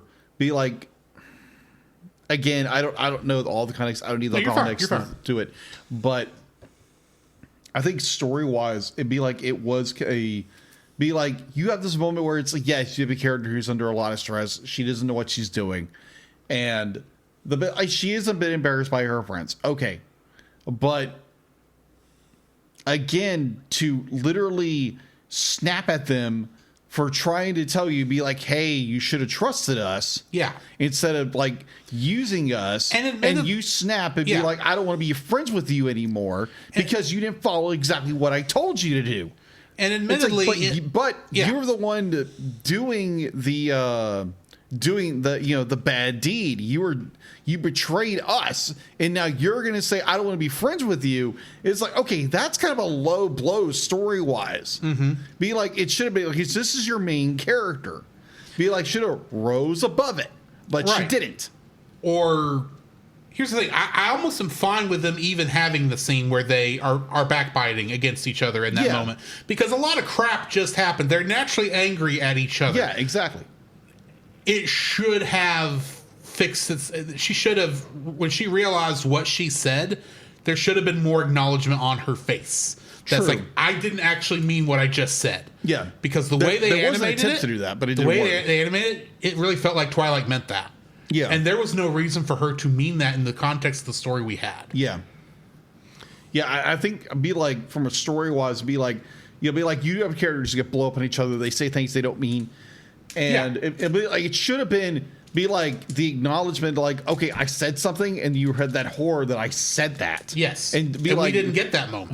We got it slightly. Where she's like, and then everybody walks off. Yeah, and admittedly, it should have been a vocalization. Be like, I didn't really mean to say that out of anger, because we all say that when we're angry. We say things we don't mean. Yeah, exactly. And admittedly, they did need some time apart for a little bit, and yet that's when Tempest Shadow took advantage of her being alone.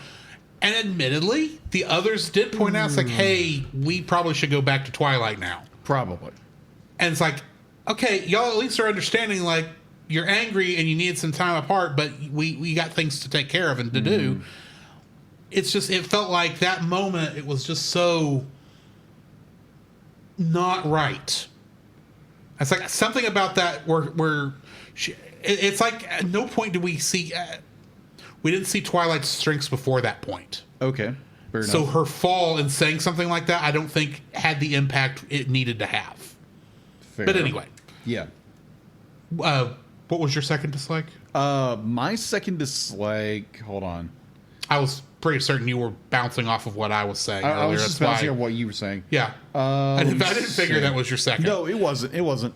Again, I do agree with you. Be like, it was a little bit of a character's assassination. And again, I understand where they're going with the story wise, but it made no sense. It made no sense for that. Be like, like I said before, be like, it's understandable you're going to snap at each other. But the fact be like, you're going to so easily just dismiss your friends like that, and you've been friends for so long. Why in the world would you make that snap to judgment and ruin everything you just did? And to be like, it kind of works, but it doesn't. So I'm kind of torn with that. Yeah. But I would say by the end of this movie, I was disengaged. I was like, okay, I've got to finish this movie. I'm already slightly disengaged with it because there's so much going on. They have to build all this drama going on. I was about the third act. It was like, by the time you had the Storm King be like, he got his powers and everything. I was like, I'm out.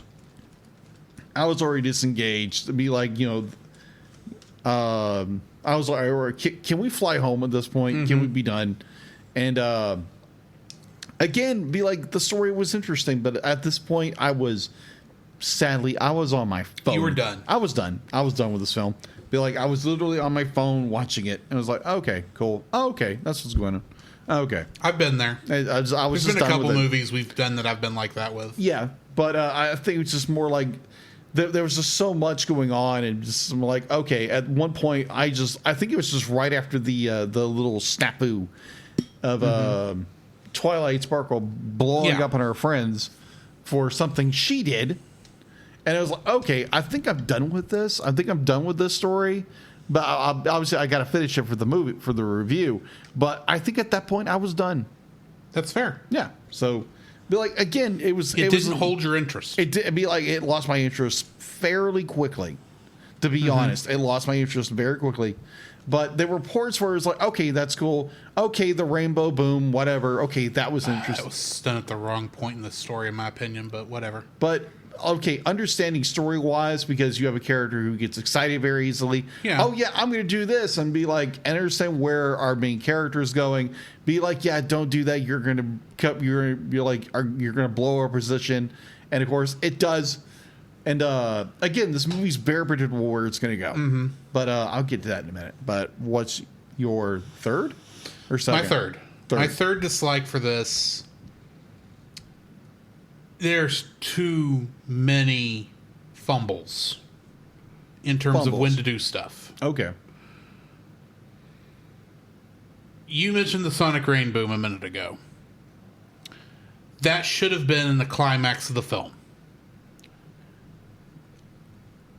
I liked how they were bringing it up, reminding, it's like, oh yeah, we got the Sonic Rain Boom. It's like, okay, the Sonic Rain Boom was supposed to be special. It's one of the coolest moments in the show. It's one of them when the both times that we see it, it's a very meaningful moment when Rainbow Dash pulls that off. The fact that they were telling us that one was coming early on initially got me excited in this because I didn't remember how this ended. It's been a couple years since I've seen it, and I only saw it once. So it's like, oh, we're going to get a Sonic Rain Boom. It's probably going to come in the climax. It's probably going to be how the Rainbow Dash is going to enter the final battle and do this big, huge Sonic Rain Boom right in the middle and use that to take out the Storm King or something. That would be cool for them to do it. And they do it halfway through the film in the middle of Rainbow Dash's song. It's like, okay, I get why you're doing it here. And I know why Rainbow Dash wants to do it, because she's Rainbow Dash and she wants to be awesome. And this is a song about being awesome. But this is not the point in the film to do it. This does nothing other than give away your position which doesn't make sense why you would, even from a writing standpoint, give away the character position this way. This is something you do in like the final battle, the climax of the story, to give that ending some, pardon the pun, some boom. Because it's a cool moment. We see they animated it very well, but it being done as part of the song sequence. Well, I understand it. It doesn't have the most impact there that it would have had at the end. Secondly, Pinkie Pie is not anywhere near Looney Tunes enough in this movie. Okay. And the thing is, all the rule that has been on the show since the very beginning is that all of the other characters move semi-realistically. Okay. Like they move like how you would expect horses to move. Yes, the Pegasi fly, but they fly like you would expect a bird to fly, that sort of thing. None of them move cartoonily, for lack of a better term. Fair.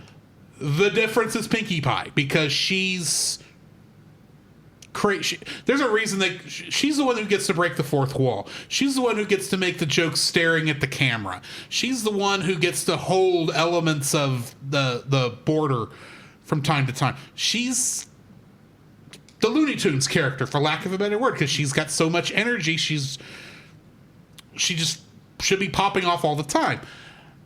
She doesn't ever, like, there's a couple of moments where, like, she does do the Pepe Le Pew hop a bunch of times in this, which is a nice reference to the Looney Tunes-esque nature of what, and she did do that in a couple episodes.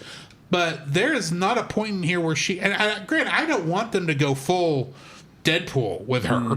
Don't get me wrong, but she's not nearly cartoony enough for her character to be well represented in this. Applejack might as well not even be in the film because she barely does anything. Rarity barely does anything either, other than make Capper his nice coat, which admittedly that helped the plot along because that was part of how she got him on their side. True. There's just so many like little fumbles, like little things that add up to this movie is not as good as it could have been. It's not as impactful as it could have been. True. Am I expecting it to be Disney Pixar level? By no means. But I want it to be better than the show. Fair. You put this much money into a movie based on a TV show, it needs to be better than the TV show. The thing the TV show should have over it is the simple fact of length and ability to grow these characters more than a movie can do in 2 hours. But the 2 hours you spend with this film should be top-notch, spectacle, fun, good writing, good storytelling, and it should give you that feeling like this is what the show is about, and this is not a really, unfortunately, the way this is set up, like not even the music is that, the songs are that good. Like, fair. The show is known for having singing portions. And granted, it's usually like maybe 1 or 2 songs in an episode. There's a couple of them that are full-blown musicals for one reason or another. But none of these, like, Open Up Your Eyes is the best song on this soundtrack. Okay. The villain song. Yeah. And granted, villain songs are usually better in general. Right. On most animated movie soundtracks. But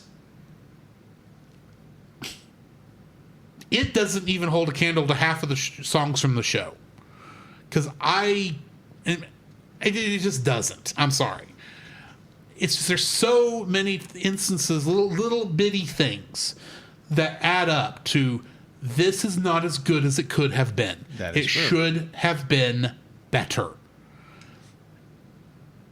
In so many ways, the biggest problem I have with this, as much as I praised it earlier for it represented the show, the problem is it's too much like the show. It should have been a movie that sells people on giving the show a try.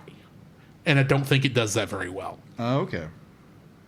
So that's my third and final dislike for this film. What's your third? My third and final dislike, I'm sketching over here. Yeah. I've already done the cover. I'm just doing an alternative cover because it's like, that's a cool idea. I didn't think about that. So I'm just sketching it. I'll show you guys in a minute when I'm done. When I get done with my likes. My third dislike of this film be like, it's so predictable. The entire movie to me was like, okay, that's coming. Okay. There's no, because I think I lost interest in the movie because there's nothing that grabbed me. There was, you knew it was going to, the way it was going to end was a Tempest Shadow was going to change sides at the end because the Storm King was going to betray her. Yeah, of course. Because you knew that. There's so many little plot beats we've seen over and over. Because again, what is there? I think there's like eight or nine plot beats that are just universal. Yeah, I think something like that. And this movie uses all of them. Be like, okay, the characters are going to do this. Be like, you have your climax and there's not really your downbeat in the second act. Yeah, where our characters break up and our main characters captured. We get the backstory to our villain. We get the reveal to the main villain. He's more of a goof. Be like, oh, I'm powerful and this kind of stuff, but he's more of a goof. And it's just more like there was no like moment, no shock moment, no, oh my gosh, I didn't see that coming. Be like that wasn't. I didn't predict this was happening. This story was just beat by beat by beat predictable. I think what's interesting, I lost interest in it. That's why I lost interest. It's the story just was like, this is just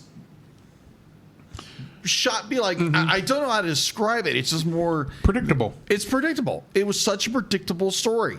Again, the only thing that shocked me was more. It's okay. You get the big reveal. Derpy.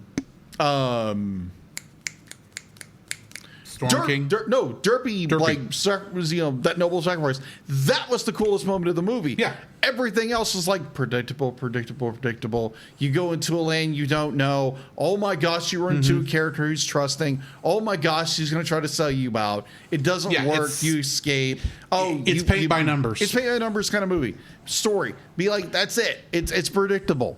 That's funny, all it is. What's funny is you mentioned some of those things that it's not this, and it's every single one of those. I kept remembering moments from the actual show. It's like, well, there's this, this one character's like, I don't know if she's good or evil, and we find out, well, if that was the actual character, she would be.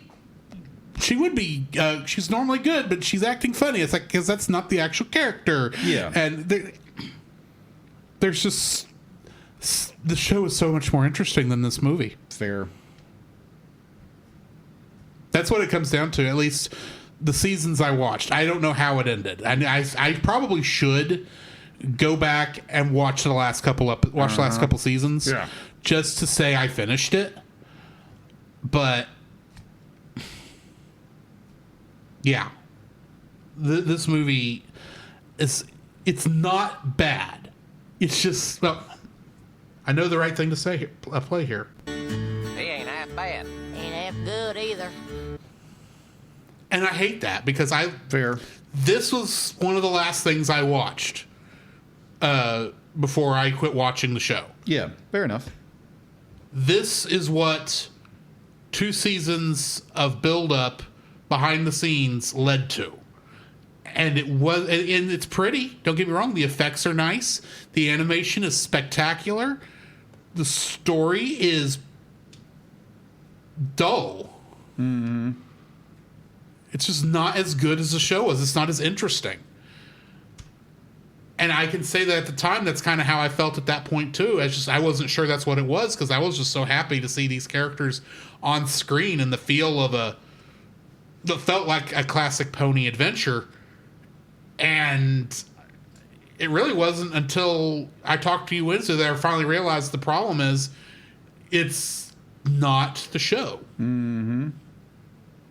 And that's probably what it comes down to for me. It's not the show. It's close. It does a lot of things similar. It's fair. Not the show. What are you rating this thing? I'm giving it a 5.5. I might be a little nicer than you, and this might be rose-colored glasses kind of a thing. Mm-hmm. But I'm going to give it a 6.5. 6.5. If I were, for some reason, doing a full rewatch, and I'm not going to, I would still include this. It's not the thing that got me to stop watching the show. Did you say 6.5? 6.5, yes. Okay. It's not the thing that got me to stop watching this show, But at this point, the show had jumped the shark, and this movie unfortunately rode the downhill trajectory the show was on right alongside it. So, yeah. Shall we then get into some bumpers? Yes. And then talk about our new TAS series that we're starting tonight. This podcast is a proud member of Culture Box. Whether you enjoy geeky reviews, comedy, or original fiction, you can open up the Culture Box and find something excellent for your soul. Point your web browser to culturebox.media. This week we suggest checking out Geek Devotions, especially if you're hearing us live and you happen to be in the Shreveport area and happen to be going to GeekCon. Go check out their booth. Yeah. And Dallas has got a new book out. New book out. My copy arrives tomorrow. Geek Devotions is a collaboration of devoted geeks that are devoted to letting people know that they are loved. They produce a weekly geek culture-infused devotional, their podcast, Com Talk, and written articles, all designed to encourage and challenge people in their geek communities, bridging the gap between their faith and their geekdoms. You can find all of their content at geekdevotions.com, and at your bookseller of choice, look up the book, How Do I Pray by Dallas Mora. It's not very expensive, it's not very long, but you should go buy his book. The Cellcast would also like to thank the following patrons: Artsy Steph, PaulJPowers.com, Book of Gaming, Churcher, Edwin Gonzalez, and the Monster Island Film Vault. Thanks, Nate. If you would like to have your name shouted on the show, plus episodes for our Patreon exclusive show, We're Just Super Saiyan, you and our extra TAS episodes for X-Men 97 Season 2, you can donate to our Patreon at the $1 level, and at the $5 level, you can get all that, plus uncut episodes of the Cellcast with no ads, and plus special art from Jacob. And then at the $10 level, you can force us to review a film of your choice within reason in 2027. One of those slots is already taken. Hurry and get those while you still can. Also, please go check out our Redbubble store for stickers, t-shirts, and various other things. Links are in the show notes. And if you want to support us without spending any money, please rate, review, and subscribe to us wherever you found us, and share us with your friends.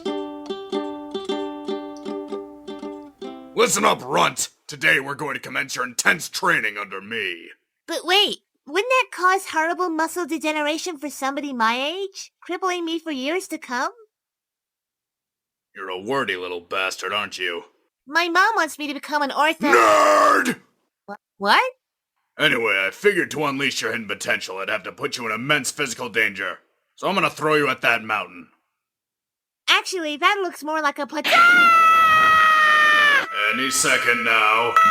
Here it comes. And... This is gonna be a long training session. Tonight, we begin Dragon Ball Z Abridged, although technically we already did. Oh, you know what we forgot to mention? Next week's movie. Yes. Next week, we're looking at Teen Titans Go versus Teen Titans. My pick. This will be interesting because I don't think either one of us really like Teen Titans Go. It's not bad, it's just not great. No, because if you grew up or not growing up, this came out when we were in college. Teen Titans was amazing. Yeah. And what I understand with Teen Titans Go, they just the humor, they kind of went with that and cranked it to 11. Mm-hmm. And a lot of people didn't like it. So I'm curious what they did with this movie. Yes. So that's why I picked it. Well, I know there's an episode of Teen Titans Go where they actually are talk about the original Teen Titans TV show. So yes. Anyway, if you are this is not true on the live show, but if you have have listened to our RSS feed, you've probably already heard our Dragon Ball Z Abridged primer, so I won't go too deep into that. But tonight, we are going to be looking at the first 3 episodes. The Return of Raditz. Wait. And They All Lived Happily Ever... and Happily Ever Afterlife. These adapt manga chapters of Dragon Ball 195 through 206. episodes 1 through 6 of the original Dragon Ball Z anime and episodes 1 through 3 of the Dragon Ball Z Kai anime. Synopsis for this episode. On a peaceful farm, when a space pod crashes down onto Earth into a farmer's marijuana patch, Piccolo is interrupted by the alien. He explains to Goku that he is actually part of an alien race called the Saiyans, and that they are brothers. Goku and Piccolo catch up to the alien who kidnapped his son Gohan. The two put their differences aside and make an effort to team up to save him. The Z Warriors learn about the approaching threat of the Saiyans and begin to train. Meanwhile, Goku enters the afterlife after he died in that battle and prepares to run across the perilous Snake Way. The name origins for the characters in this, starting with Goku, Gohan, and Goten. Goku, Gohan, and Goten. I get it said right. I'm doing all of these in kind of blocks since there's so many of these. Mm-hmm. And I'm trying to get all these done because it's tradition for me to explain where character names came from. So Son Goku's name comes from the Japanese reading of the name Sun Wukong from Journey to the West, because the way Japan uses Chinese characters but pronounces them differently. Yes. The Chinese 16th century, Journey to the West is a Chinese 16th century novel. Both names in their respective languages mean awakened to emptiness.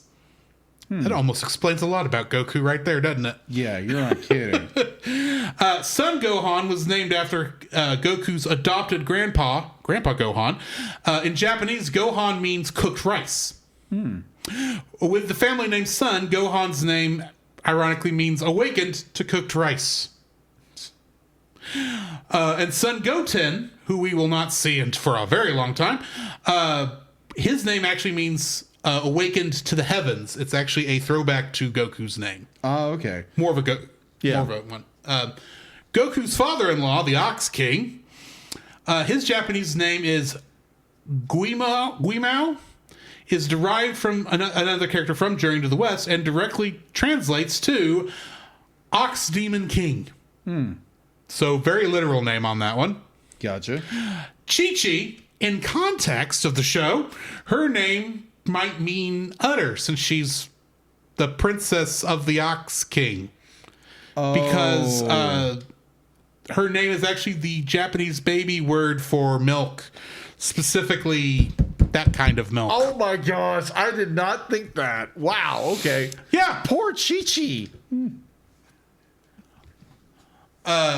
And that's all the names I've gotten for this one. Oh my goodness. Next week, I will be doing the rest of the Z Warriors.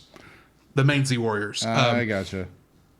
Master Roshi's beer turning into various other juices is a reference to the censorship applied to the original Dragon Ball Z and many other anime when brought to the U.S. To make sure the show would meet broadcast standards for programming, because you can't have beer on a kid's show. No.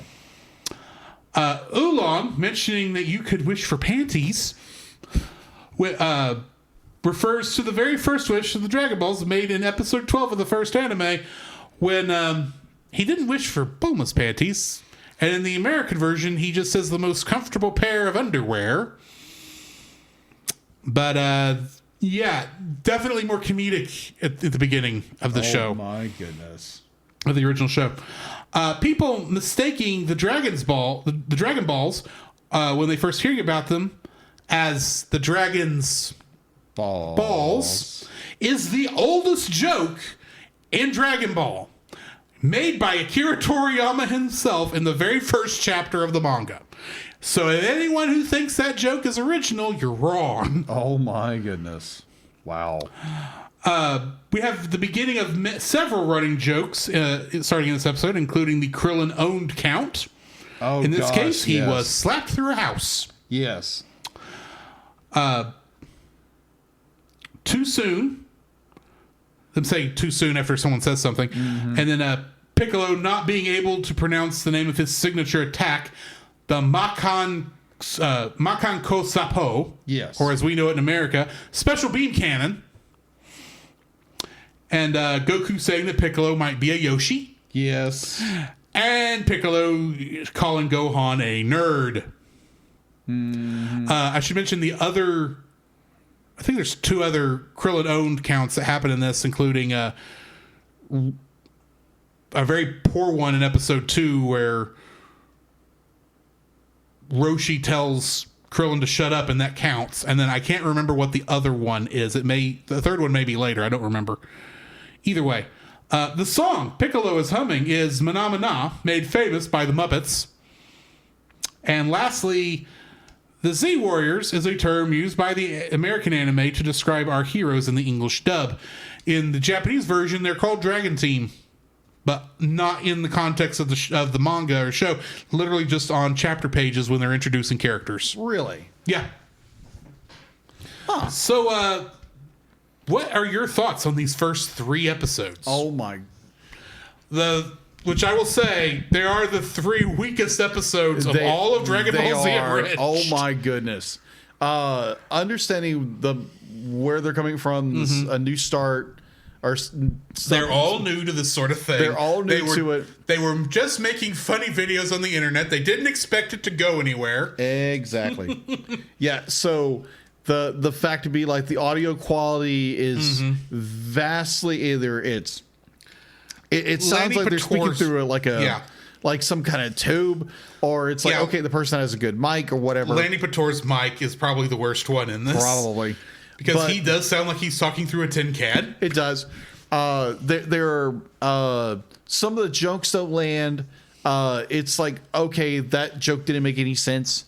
There's the miracle of miracles. This actually got off the ground because if you go by the rule of three, this is dead. This is not good. Yeah, but I mean, it's starting to get there, but it's only starting to get there because we have also the introduction of Mr. Popo for one scene. Yes. Like, other than that, it is very... They're trying to be funny. Yes. They don't know what jokes are sticking or landing yet. Not all of them are done well.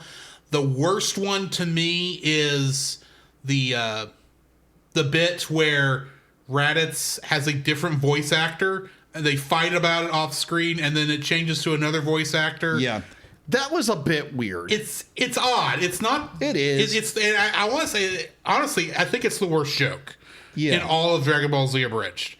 It just doesn't work. Especially doesn't work because the voice actor that voices him at the end of this episode and through the rest of his appearances is the one voicing him in the first opening scene. Yeah. So it just roughly changes, and all of a sudden you're watching this and you go, and you're hearing the other guy yelling, off screen at the beginning. You go, oh, who is this other character about to fight Piccolo? And oh, it's the same character we saw a minute ago, but he sounds completely different.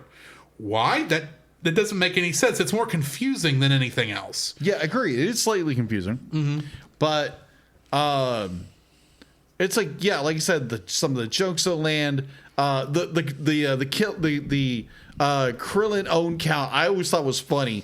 First time I saw that, I was like, what in the that makes sense.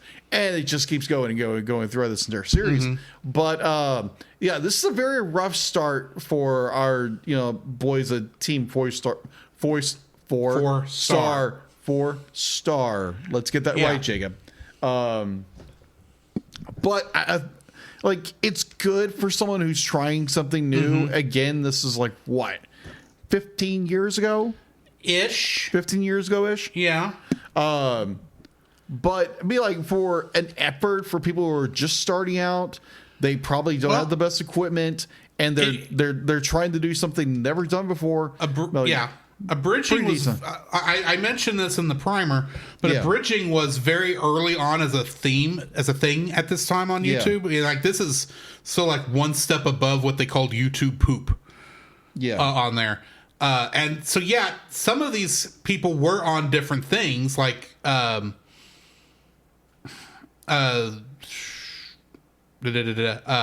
Pator actually did a couple of other things before this, which is crazy when you consider how bad his mic sounded. And then some of the others were on some other things here and there. Go back and listen to the primer if you want to know more about that. But this was still all kids doing stupid stuff after college let out for the day and after they got done with work. They were not intending this to be a big money-making deal or to be as popular as it was. Yeah. They were just having fun, and for the most part, College that's students fine. having fun. Yeah. And for the most part, that's fine. But when you're looking back on it now, it's a miracle. Anyone who does the Let's Watch reaction things gets past these first couple episodes, and the Team 4-Star guys admit this because they hate this first episode. The other two are a little better, but the first one is just bad. And what does not help it right now is that Chala Head Chala, the theme song they use throughout the show, it's now been copyright stricken on most of the videos. So you get these blank spaces in the audio where it feels like you're missing stuff. It's a shame that happened. That's because that's happened within the last year or so, I believe. But I don't hate these episodes. They're just the weakest ones, and it goes so it climbs from here. This is the lowest point of it, but in fact, honestly, I think it's really in the next set of episodes where it starts getting better. It starts getting into what we think of as the show. And it's definitely there when we get to the very first episode I watched, which won't be until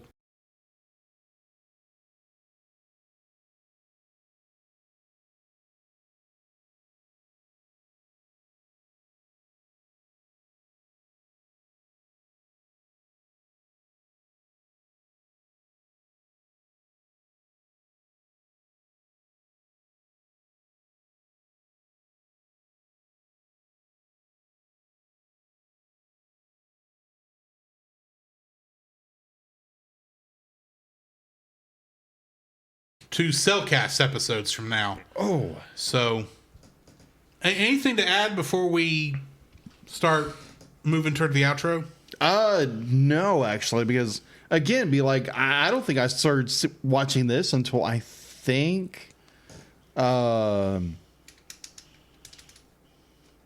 I want to when I started watching DBZA, I think I started watching in the Frieza arc. I think because that's where I picked up with Dragon Ball, was in the Frieza arc. I didn't know anything about it, Right. and so I was totally unfamiliar with the first few episodes, and watching this again is wow, this is rough, but I understand where they're coming from, and this is like anything you're starting new is gonna be rough.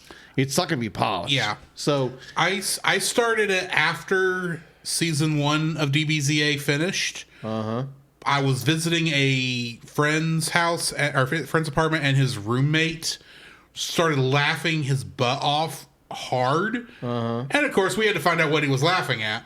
And he showed us I think it's episode 8, whichever one is the Pokeball episode. Oh yeah.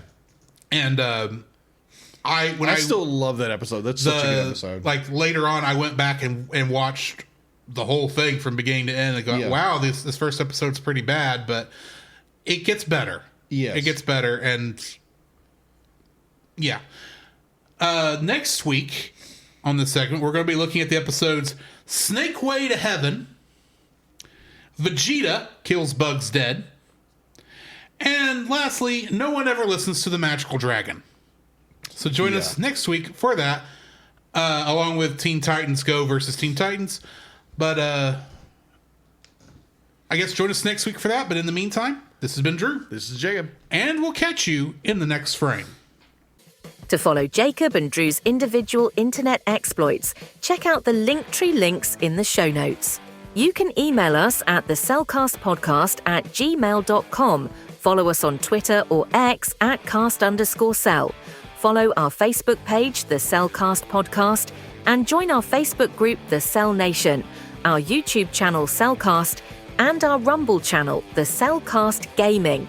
You can join us every Friday night at 7 p.m. Central for our live recordings of our episodes on Twitch, Facebook, YouTube, and Rumble. You can also join Drew on those same streaming channels on Tuesday nights at 8 p.m. Central for gaming streams.